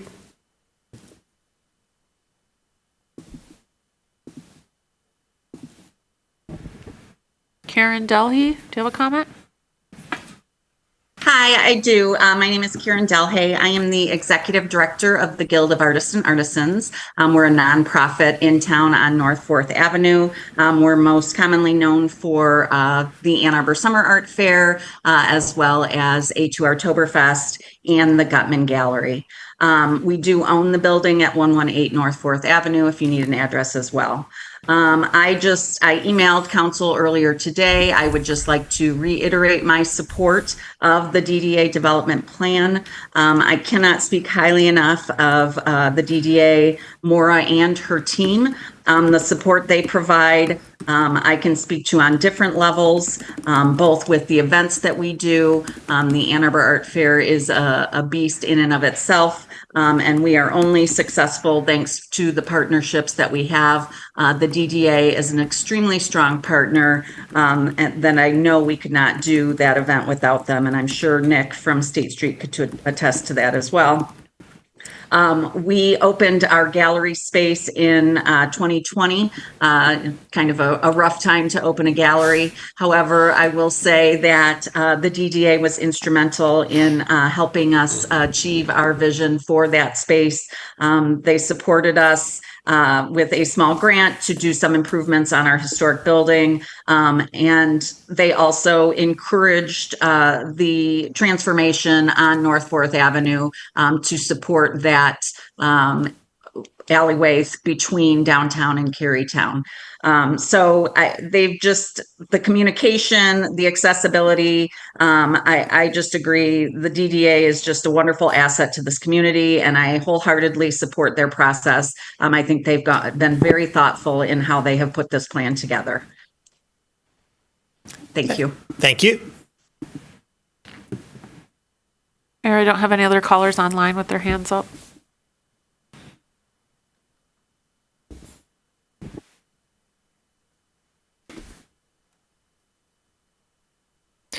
Seeing no one, this public hearing is closed. B1, ordinance to amend sections 1152, 1154, 1156, 1158, 1159, and 1160 of chapter... Oh, my goodness. I'm just so excited. Thank you. Strike that. We now have before us the regular meeting minutes of April 6, 2026. Moved by Councilmember Watson, seconded by the eagle-eyed Councilmember Radina. Discussion, please, of the minutes. All in favor? All opposed? The minutes are approved. As I was saying before I was properly interrupted, B1, an ordinance to amend section 1152, 1154, 1156, 1158, 1159, and 1160 of Chapter 7, Downtown Development Authority of Title 1 of the Code of the City of Ann Arbor. Moved by Councilmember Harrison, seconded by Councilmember Dish. Discussion, please, of B1. Thank you. An introduction. Ms. Thompson. Thank you.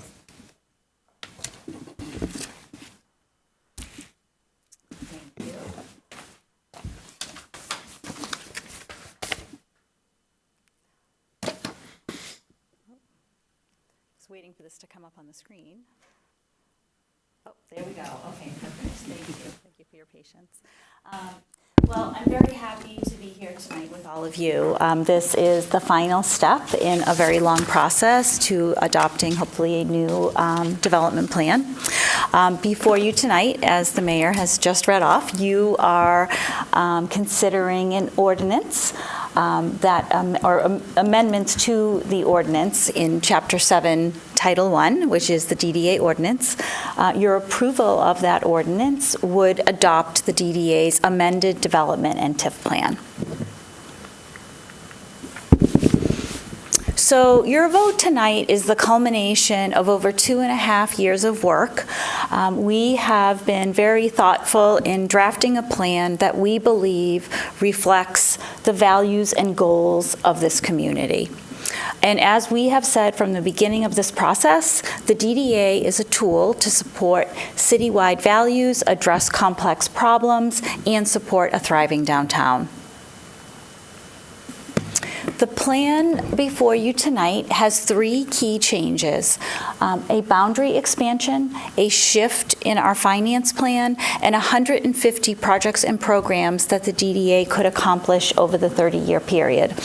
I think it's very important to point out that the plan does not stipulate how those projects are implemented. This plan is really a roadmap for the DDA. It is our commitment to you and to the community on how we will focus our dollars into the future. So we'll start with the finance plan. I know you've seen these slides, some of them many times. So right now, as you all know, the DDA's revenue is limited. A cap was placed on the DDA's TIF capture back in 2017. Our revenue grows by 3.5% a year. This limited revenue with the increased costs of goods and services has decreased our spending power and our ability to implement projects. What we are proposing in this plan is a revenue share model, or sometimes called a gain share model. With this model, the DDA would capture 70% of the revenue growth from new development. The other taxing units would capture 30% of that revenue growth from new development. So with this model, everybody benefits as downtown grows.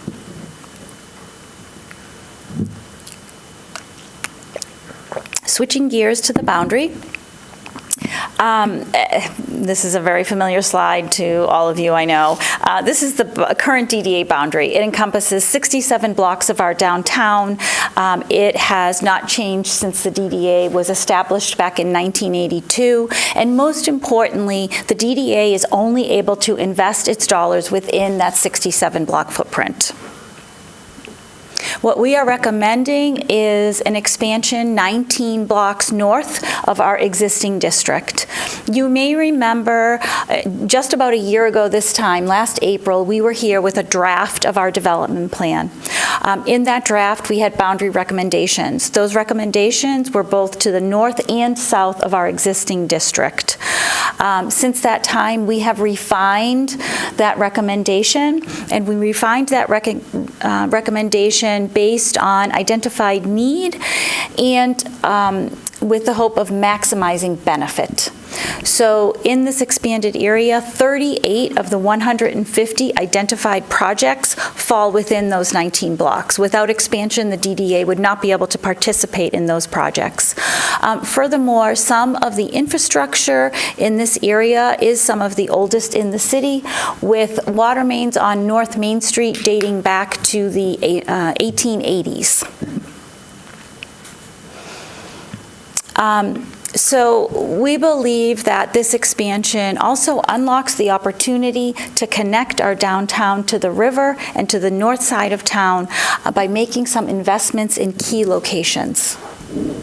So just a few examples. This is North Division today. There is a two-way separated bikeway on North Division that ends at Catherine Street just as traffic speeds begin to increase.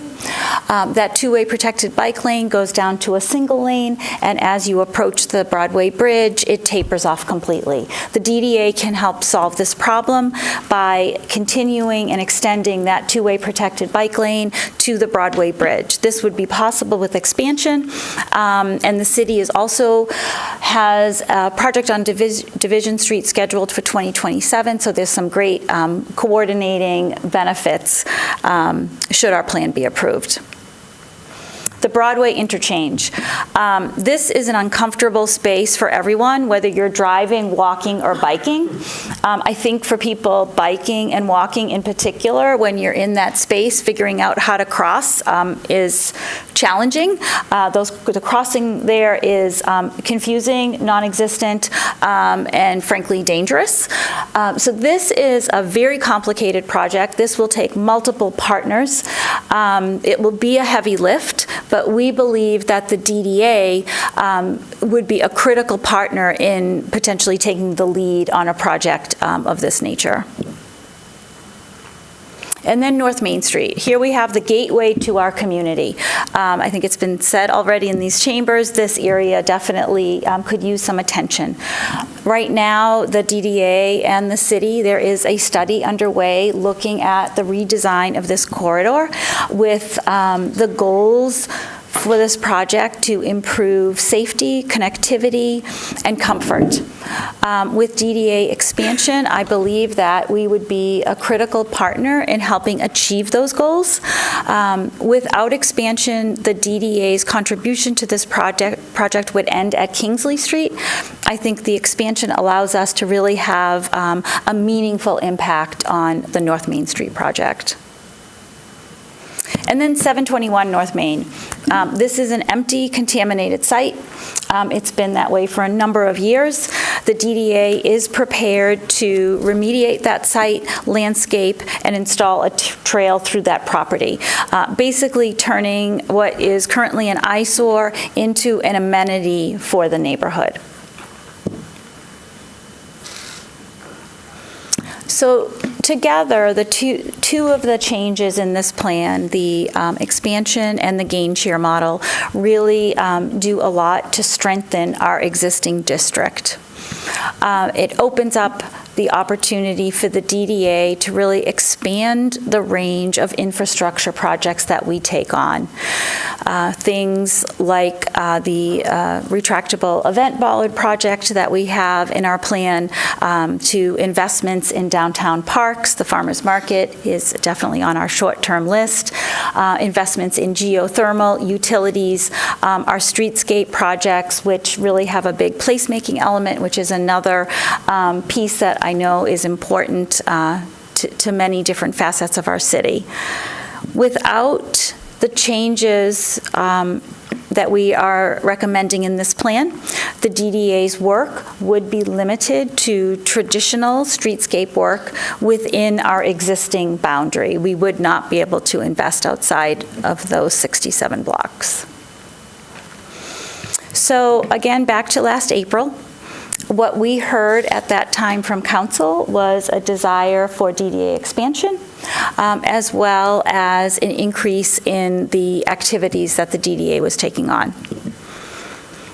As a result, the plan that we have before you tonight includes what we heard last April, which is a boundary expansion and a shift in our revenue model, which gives us the capacity to take on the projects and programs we have in the plan.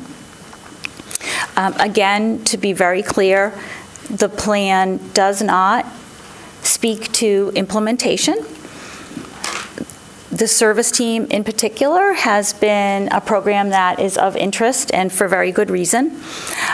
We will be back here next Monday at your work session presenting you with 2 pilot options for service team implementation that we have been exploring, and we will be looking to you for your guidance and direction on what the desired approach for that implementation would be. And that is all I have. Thank you. Thank you. Discussion of B1. Councilman British.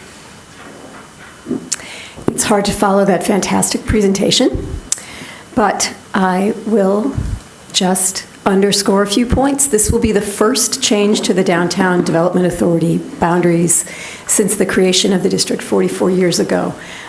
We've heard some questions from residents about this change. Why do we still need the DDA? Why would we expand it? We still need the DDA because the city's infrastructure needs are changing as we aspire to lead the green energy transition, not stumble around and watch other people move forward. The expansion will add 19 city blocks, 84 acres to the north. This change will enable the DDA to invest millions in improvements to North Main Street that otherwise have to compete against other city priorities. And we've just seen an entire budget presentation laying out how many priorities we have. Let's put parts of the First Ward into the downtown where the competition is smaller and the attention can be sooner. So the DDA will be able to invest millions in improvements to North Main Street, the aforementioned diamond in the rough, which was generous, changes along the riverfront and at the confusing and dangerous and frustrating, and every day I have to shout at somebody and sometimes curse, the Broadway interchange, which is on my way to work and from work. I want to address a couple of misconceptions. Expansion does not affect zoning. It enlarges the area in which the DDA can make investment. It spreads improvement to areas that have infrastructure, I just learned, dating back to the 1880s, which seems really old. There is no acquisition involved in the DDA expansion. And then the other thing is the revenue share model will put Ann Arbor's DDA on par with DDAs in all other Michigan cities. Ann Arbor is unique in limiting the DDA's revenue to capturing increases only on new revenue generated by improvements to the downtown district. Ann Arbor prevents its DDA from capturing increases due to inflation or due to uncapping properties when they are sold, and that's a lot of money that the DDA is not getting. This is a fair revenue share model that is on par with other cities, and I would be excited if it weren't going to help Ward 1 so much, but I'm excited for the city as a whole as well. Got Councilmember Radina, Ghazi Edwin, Harrison, Iyer, Cornell. Councilmember Radina. Thank you, and I guess good thing that this isn't a competition about which ward it benefits the most, because I just get that little notch out down in Ward 3. But I don't want to repeat a lot of what Councilmember Dish just said, but I want to express my gratitude to Maura in particular, but to all of DDA for their work on this and for continual conversations with us as a body to make sure that not only are we well informed about what's being proposed, that all of our questions are answered. I know just the amount of times you've been on the phone with me over the last couple of months, I think just reinforces what we heard from some of our public speakers about, how dedicated you are and how consistently responsive you are as well. And so I appreciate that and thank you.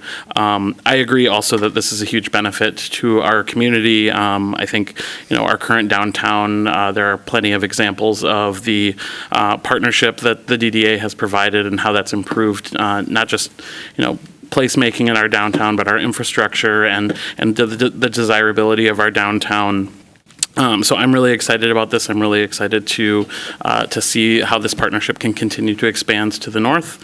And also thank you for just being clear about what this is not yet. And I just wanted to, express my ongoing gratitude as well for your conversations with our AFSCME union here, and as we continue to kind of look toward the future about what our downtown service team could look like, and I know that we're going to hear more about that next week. But when just wanted to be clear that when we vote on this tonight, we're not voting on a particular plan around the downtown service team. We are embracing the concept of a downtown service team, and so that decision will come in the future. And so I'm excited to support this tonight, and just want to thank you again for all of your work. Councilmember Ghazi Edwin. Thank you. You know, I want to thank a few folks came up here and they talked about accessibility and people with disabilities. And one of the things that I really appreciate about this plan, and I've appreciated about working with Mrs. Thompson and the DDA, is that really you guys have done a lot of work around accessibility in partnership with Commission on Disability Issues. And our first ever staff member who specifically focuses on accessibility for people with disabilities and older adults. And what I see this expansion doing is allowing you guys to have a larger geographic impact on making it even more accessible, just in more places. I was wondering if you could answer a few questions about some of the accessibility things that you have done. And is it appropriate for Mrs.? You have time remaining. Okay. Her responses are on your clock. Okay, so great. Well, yeah, I can also just ask them.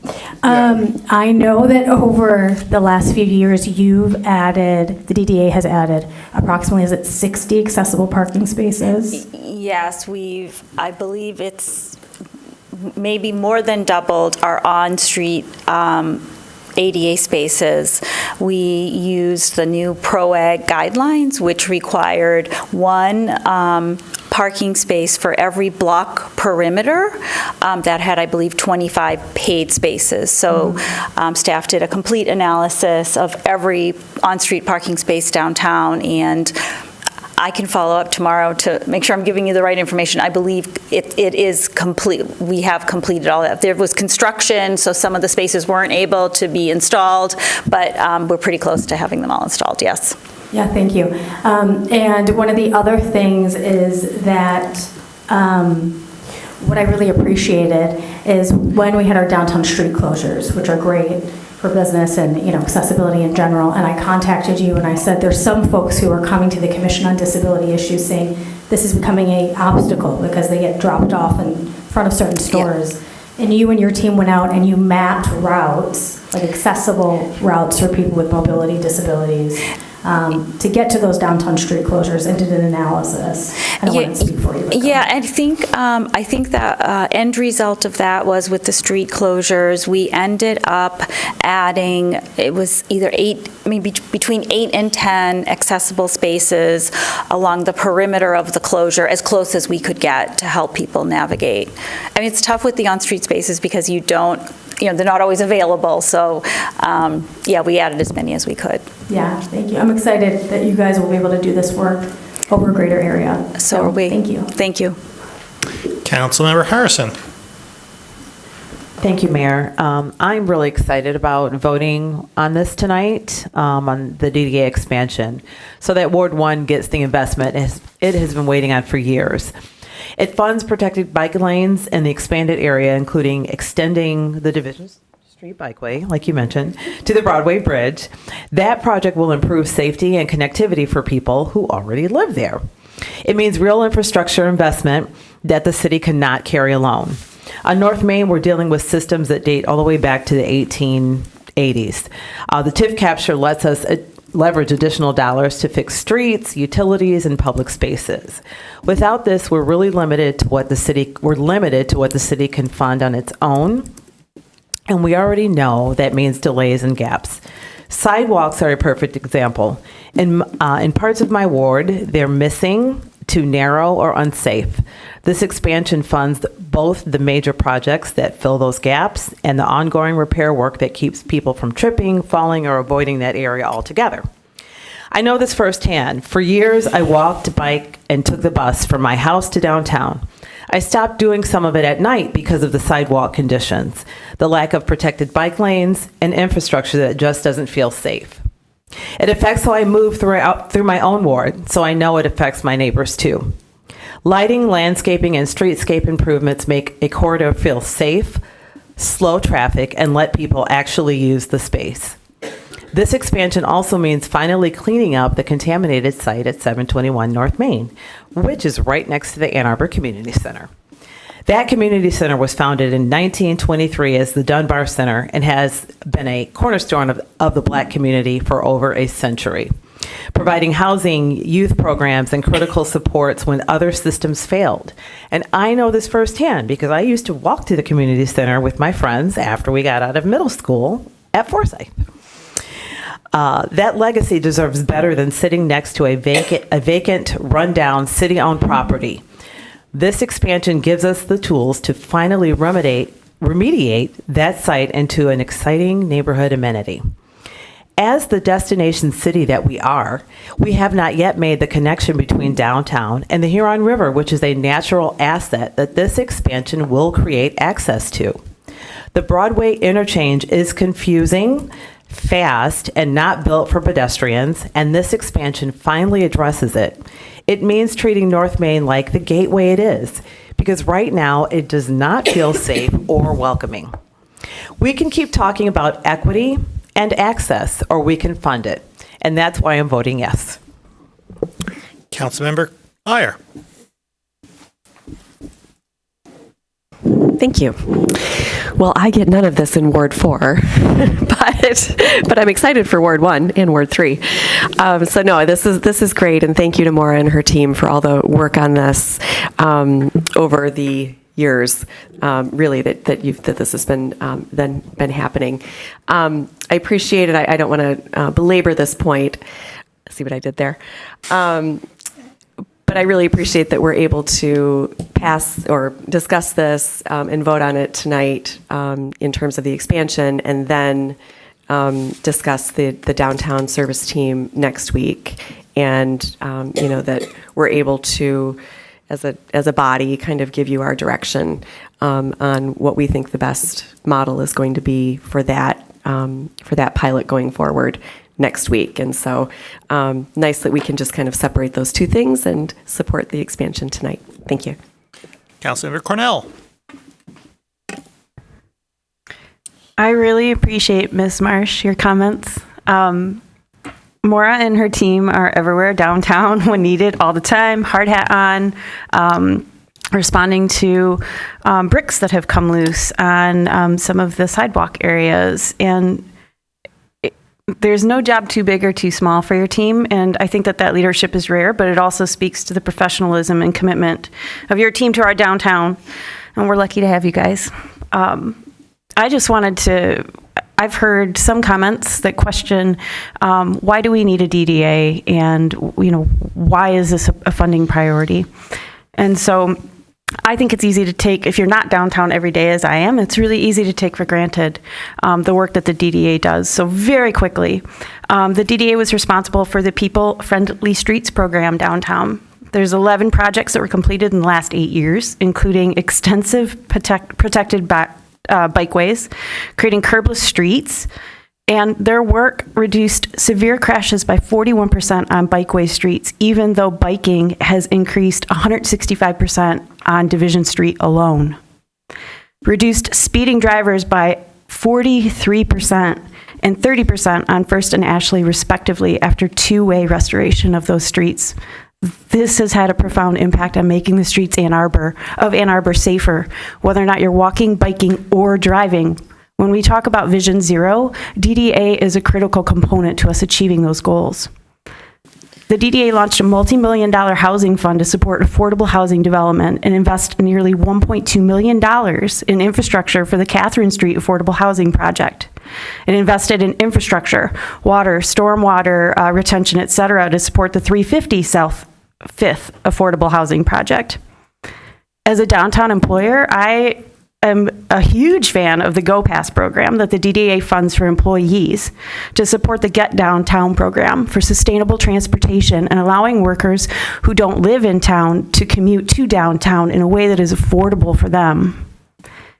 The DDA was instrumental in the public restroom pilot of the Throne at several locations to serve all people downtown. Throughout that process, Maura and her team had numerous meetings with business owners and downtown stakeholders to make sure that those views were represented. And so when we hear about feedback as to, is the DDA acting independently? Are they good stewards of tax dollars? I can tell you I have sat through numerous meetings, some of them difficult, and watched them in action, receiving that feedback and acting on it. I'm a huge supporter of our environmental efforts and our E20 goals. The DDA has planted 300 street trees, which have sequestered 4,500 pounds of CO2 annually. They have installed 386 LED streetlights downtown and transitioned to primary streetlight sources from DTE to the city. And finally, from an economic development perspective, which is another key area where I'd like to focus my work, the DDA added multiple new pedestrian plazas, increased space for outdoor dining and pedestrians by 23% throughout the city, and it really is critical and a catalyst for creating a welcoming downtown for visitors in support of our economic vitality. These initiatives have all led to increased vibrancy, safety, and accessibility downtown. Councilmember? Downtown, there's studies that have shown that there's been a 15% increase in visitors in those areas too. Oh.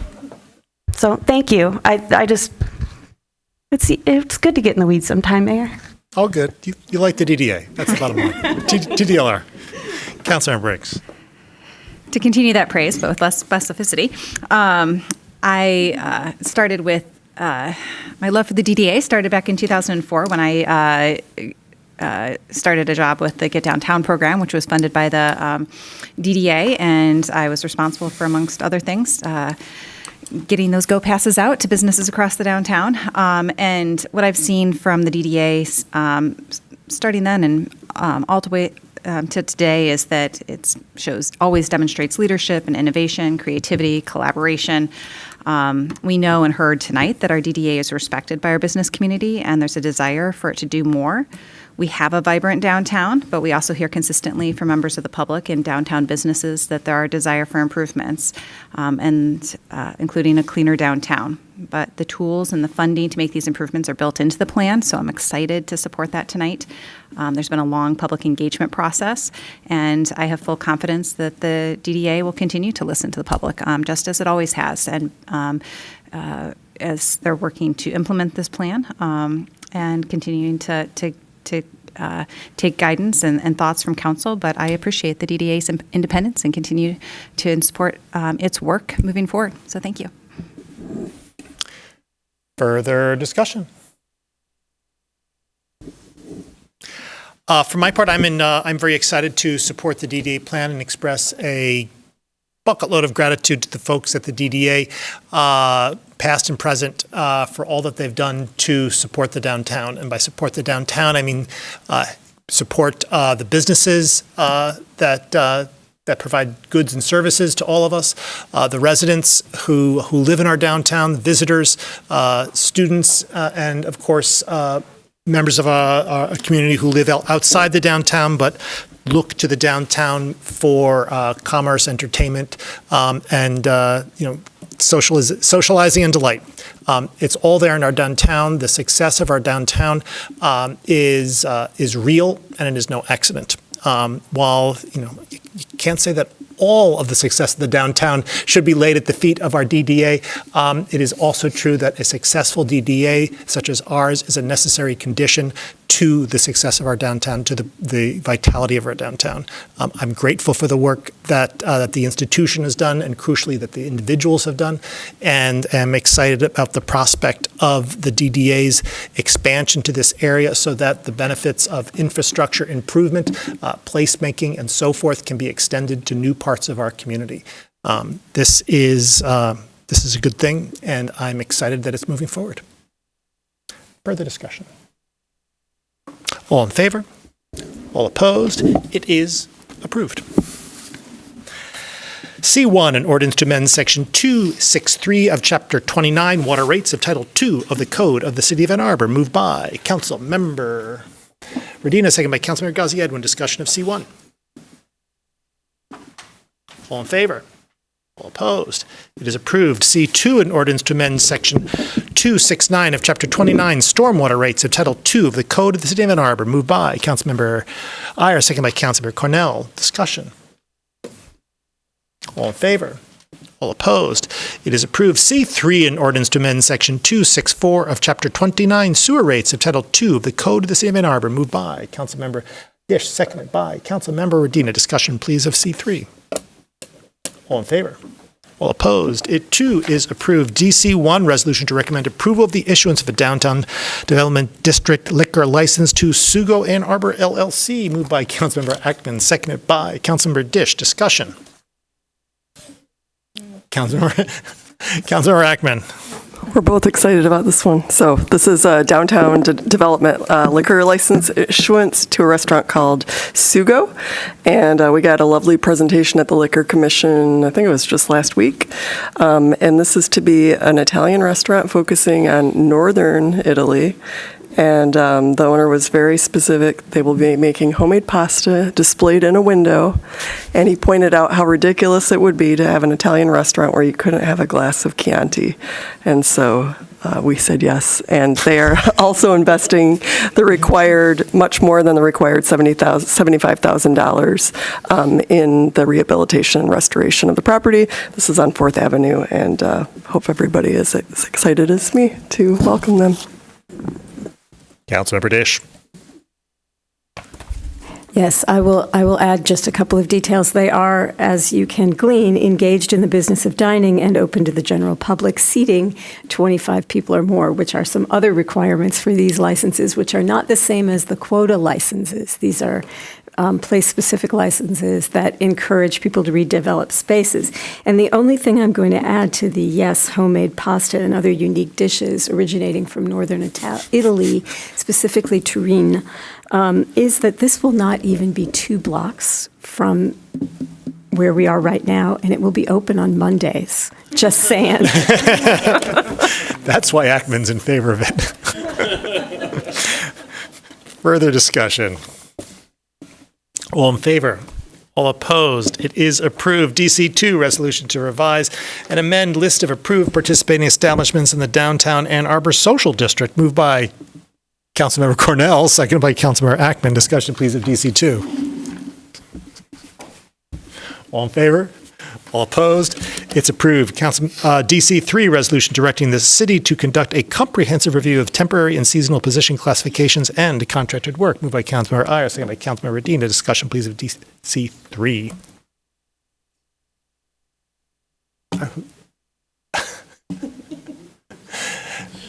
Councilmember Radina. I will go first. Sure. Thanks. Thanks. I just wanted to speak briefly on this. This resolution, I think, reflects a deeply held core value of mine and one I've consistently heard from the public and from our public workforce, that whenever feasible, the work of the public should be done by public union-affiliated workers who earn fair wages, strong benefits, and the dignity that comes with stable employment. This proposal didn't come out of nowhere. It's the product of longstanding conversations that we've had at the Budget and Labor Committee, and that I believe several of us have individually had with staff, about how we build a workforce that is both sustainable and rooted in our values. And that means, first, keeping work in-house whenever possible. Second, making sure that temporary truly means temporary, especially in places like the Ann Arbor Senior Center, where continuity and trusted relationships are essential to the well-being of the people that we serve. And third, taking a hard look at whether some of our existing roles could and should be converted to full-time positions by aligning work across seasons and departments. This resolution is about, in my view, investing in people, strengthening our city services, and honoring the relationships that make our community work. And so I just want to thank our HR Director, Boot, Administrator Mahoney, and Attorney Radabaugh for their work on this to date and still to come, and look forward to the outcome. Councilor Harrison.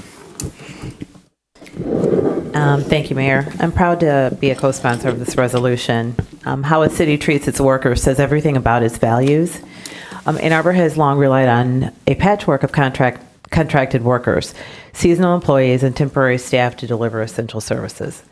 Yes, flexibility has its place, but we owe it to our residents and to our workforce to ask if this current system is best for the workers. This resolution directs the city to take a hard look at how we classify positions and contract our work.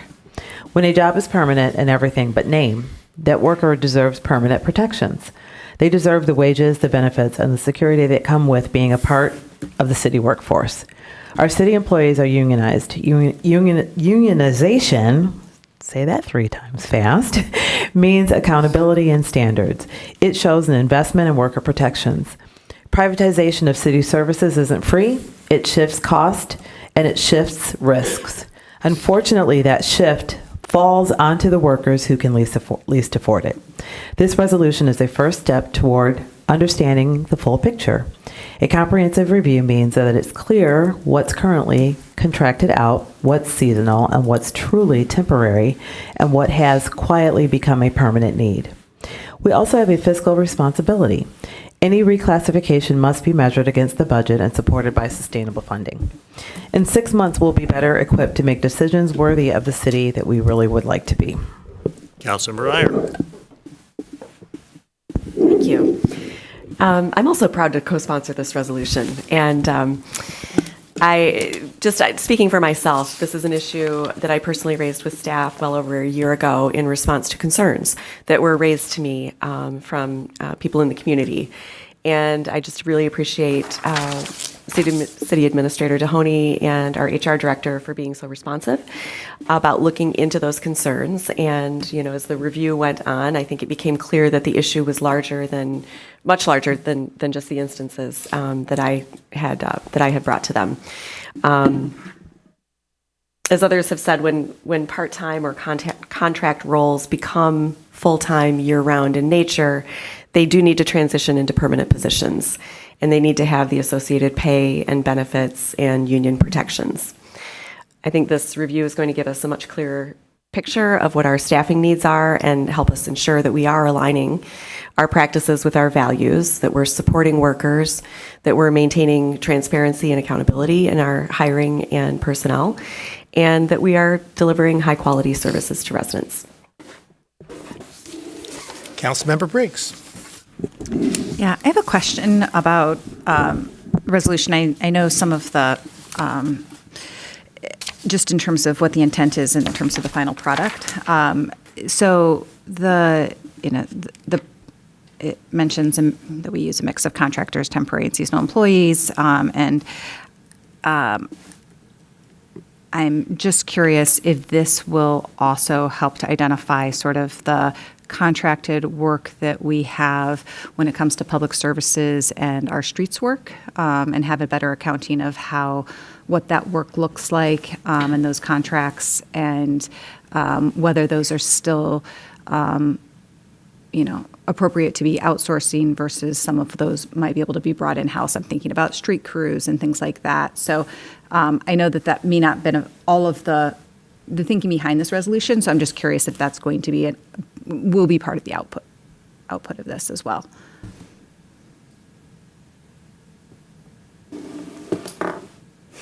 Sorry for the surprise. I really can't speak to what the specific outcome will be. Mm-hmm. I believe we're being directed to take a look at all of that, so Okay. we'll look at it. Great. I don't know what we'll come back with. Great. That's outstanding. That's absolutely something that I think that we really need to have a better understanding of in terms of what those contracts look like, and so I'd like to ask to be added as a co-sponsor to this resolution. Councilmember Rackman. I just wanted to say that it is something that we talked about in the Budget and Labor Commission, is that being part of the scope, scope of examination. Councilmember Watson. As a liaison to the Parks Commission, I actually had Ward 2 residents reach out to me about the senior center and how important it was for the seniors that were using the services there to have a point of contact to work with individual staffers, and how sad it was that when they learned that they had temporary contracts that were expiring. Luckily, we were able to work with park staff and use funding from the senior millage to add at least one more permanent position there. Similar issues are happening across the Parks Department, and some of the resources that people love the most about Ann Arbor are canoe liveries, our pools. They do have to use temporary and seasonal workers, but I think there's also creative ways of assigning these individuals during the off season or finding different roles, and I believe park staff is still committed to that. So for those reasons, for that support, for the support I have for this resolution, I'd like to be added as a co-sponsor. Further discussion? For my part, I'm grateful for the work that staff is going to be doing in this regard. We do know that it's crucial that we present that we provide a workforce the stability that they deserve when folks are doing work on a consistent basis. When there is full-time work to be done, it should be done by full-time workers. I'll also observe that the administrator's budget does include transition from some part-time to full-time, and so I'm excited that this project is indeed already underway, that the results of this inquiry will be seen this next fiscal year, and I look forward to the results of the conversation extending in that direction as we're able. Further discussion? All in favor? All opposed? It is approved. DC4, resolution in support of the mayor's declaration of a local state of emergency. Moved by Councilmember Cornell, second by Councilmember Briggs. Discussion, please, of DC4.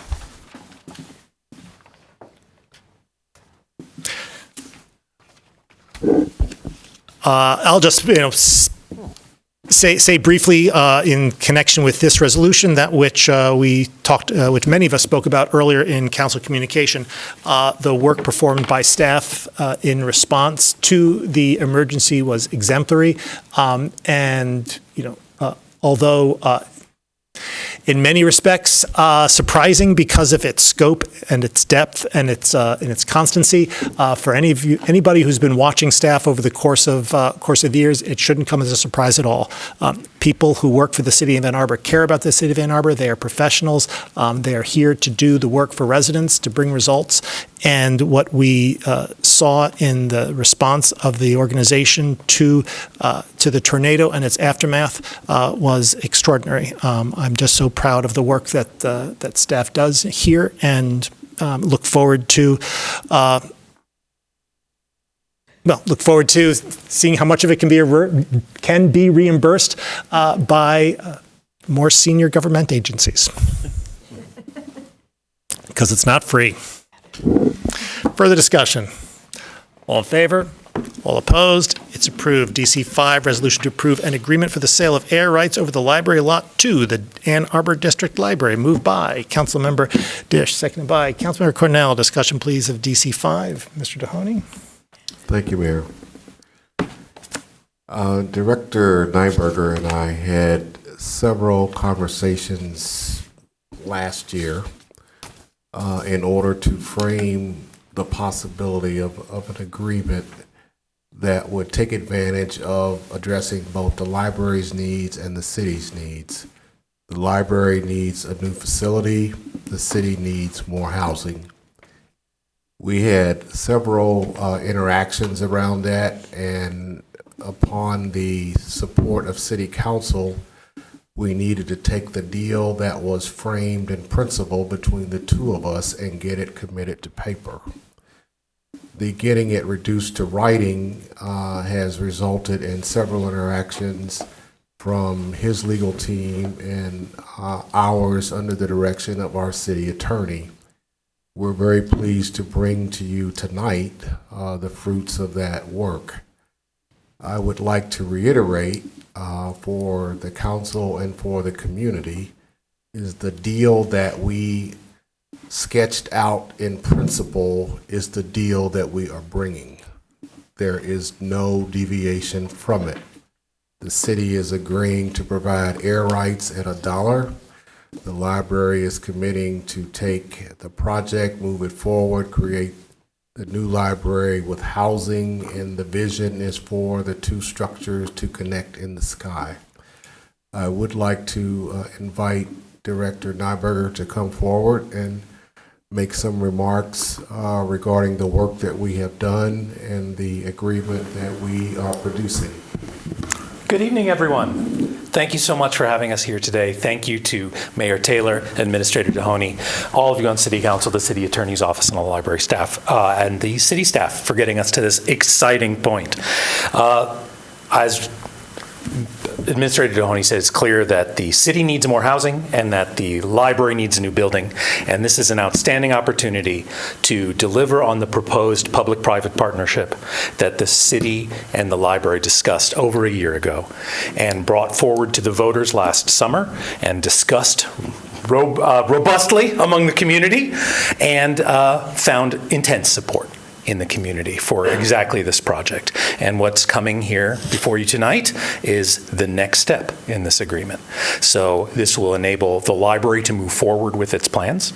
And the next step for this, should you choose to approve this tonight, is the library board will consider it a week from tonight and then begins a due diligence period, as normally would. After a closure then of the deal, the library's, the board of trustees will begin the process of selecting who the developers will be for the project. We are looking towards issuing a public request for proposals this fall, that then the responses and the interviews and the deliberation would all happen in public at the library's Board of Trustees meeting. And then the robust public engagement that will happen once the design process begins, which at this point is still quite a ways away. We do expect, if you approve this tonight, to still be operating in the current downtown library through 2029 or until 2029. This is not something, I'm getting little kids coming up and saying, when is the library closing? Not till you're in high school, kids. So many years coming, many years yet to come. So it's a big project, a big project, lots of steps between here and there. But once we get underway, we think that we're going to deliver something that the community is going to be very, very excited about. So what this project will bring to the community, in addition to new housing of all types, is a amazing, inspiring new gathering place for the community, a true center of the city, if you will, that brings together housing and public space, professionally managed, professionally programmed by the organization in town that does it the most. We just this past weekend, while everything else was going on, had 7,000 people through the door of the downtown library for Record Store Day on Saturday, Gardening on Farm Fest on Sunday. So this is a well-oiled machine. We produce between 50 to 70 events every week for the people of Ann Arbor and the 7 surrounding townships that the library serves. So what will the building have in it? Something for everyone.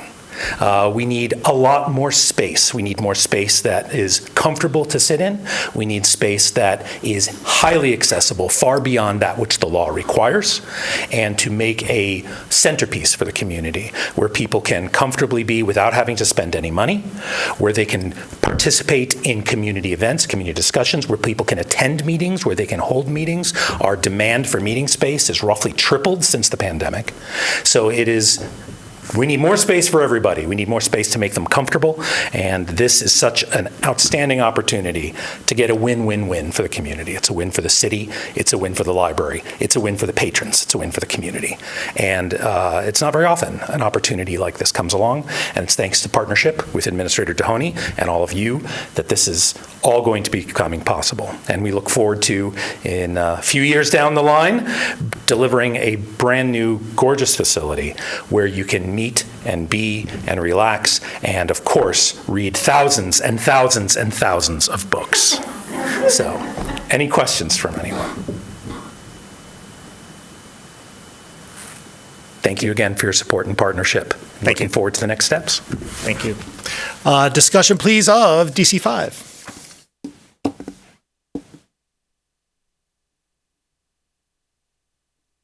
Nobody. Councilmember Ackman. We've been talking about this a very long time, so let's go. Further discussion? I'll say merely this. We had this parcel has been the topic of conversation for a good number of years now, and this is a time for conversation to be over. It's obviously not true because as we've we've heard and it's been obvious, there will be a lot of conversation about what happens the next steps. Point being, it's time to move this to that next stage. The next stage is for the city to transfer the parcel to the library, a profoundly trusted institution in the city of Ann Arbor, profoundly professional and successful institution in the district. And this will be an opportunity to transform what is a dead space in our downtown, a library which, though beloved, is not adequate for their purpose, into something entirely different, entirely successful. Truly programmable, successful open space, more housing of all types desperately needed by our community, and finally, a state-of-the-art library that will have amenities to amaze.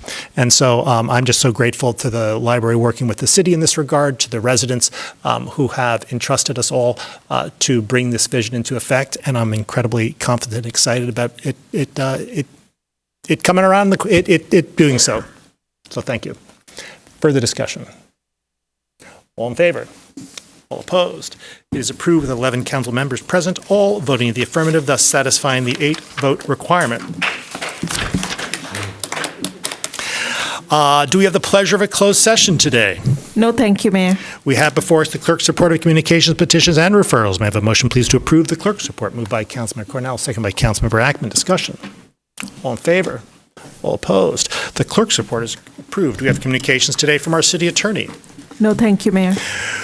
In the absence of public comment overflow, may I have a motion to adjourn, please? Moved by Councilmember Malik, second by Councilmember Gaziedou. Discussion. All in favor? All opposed? We're adjourned.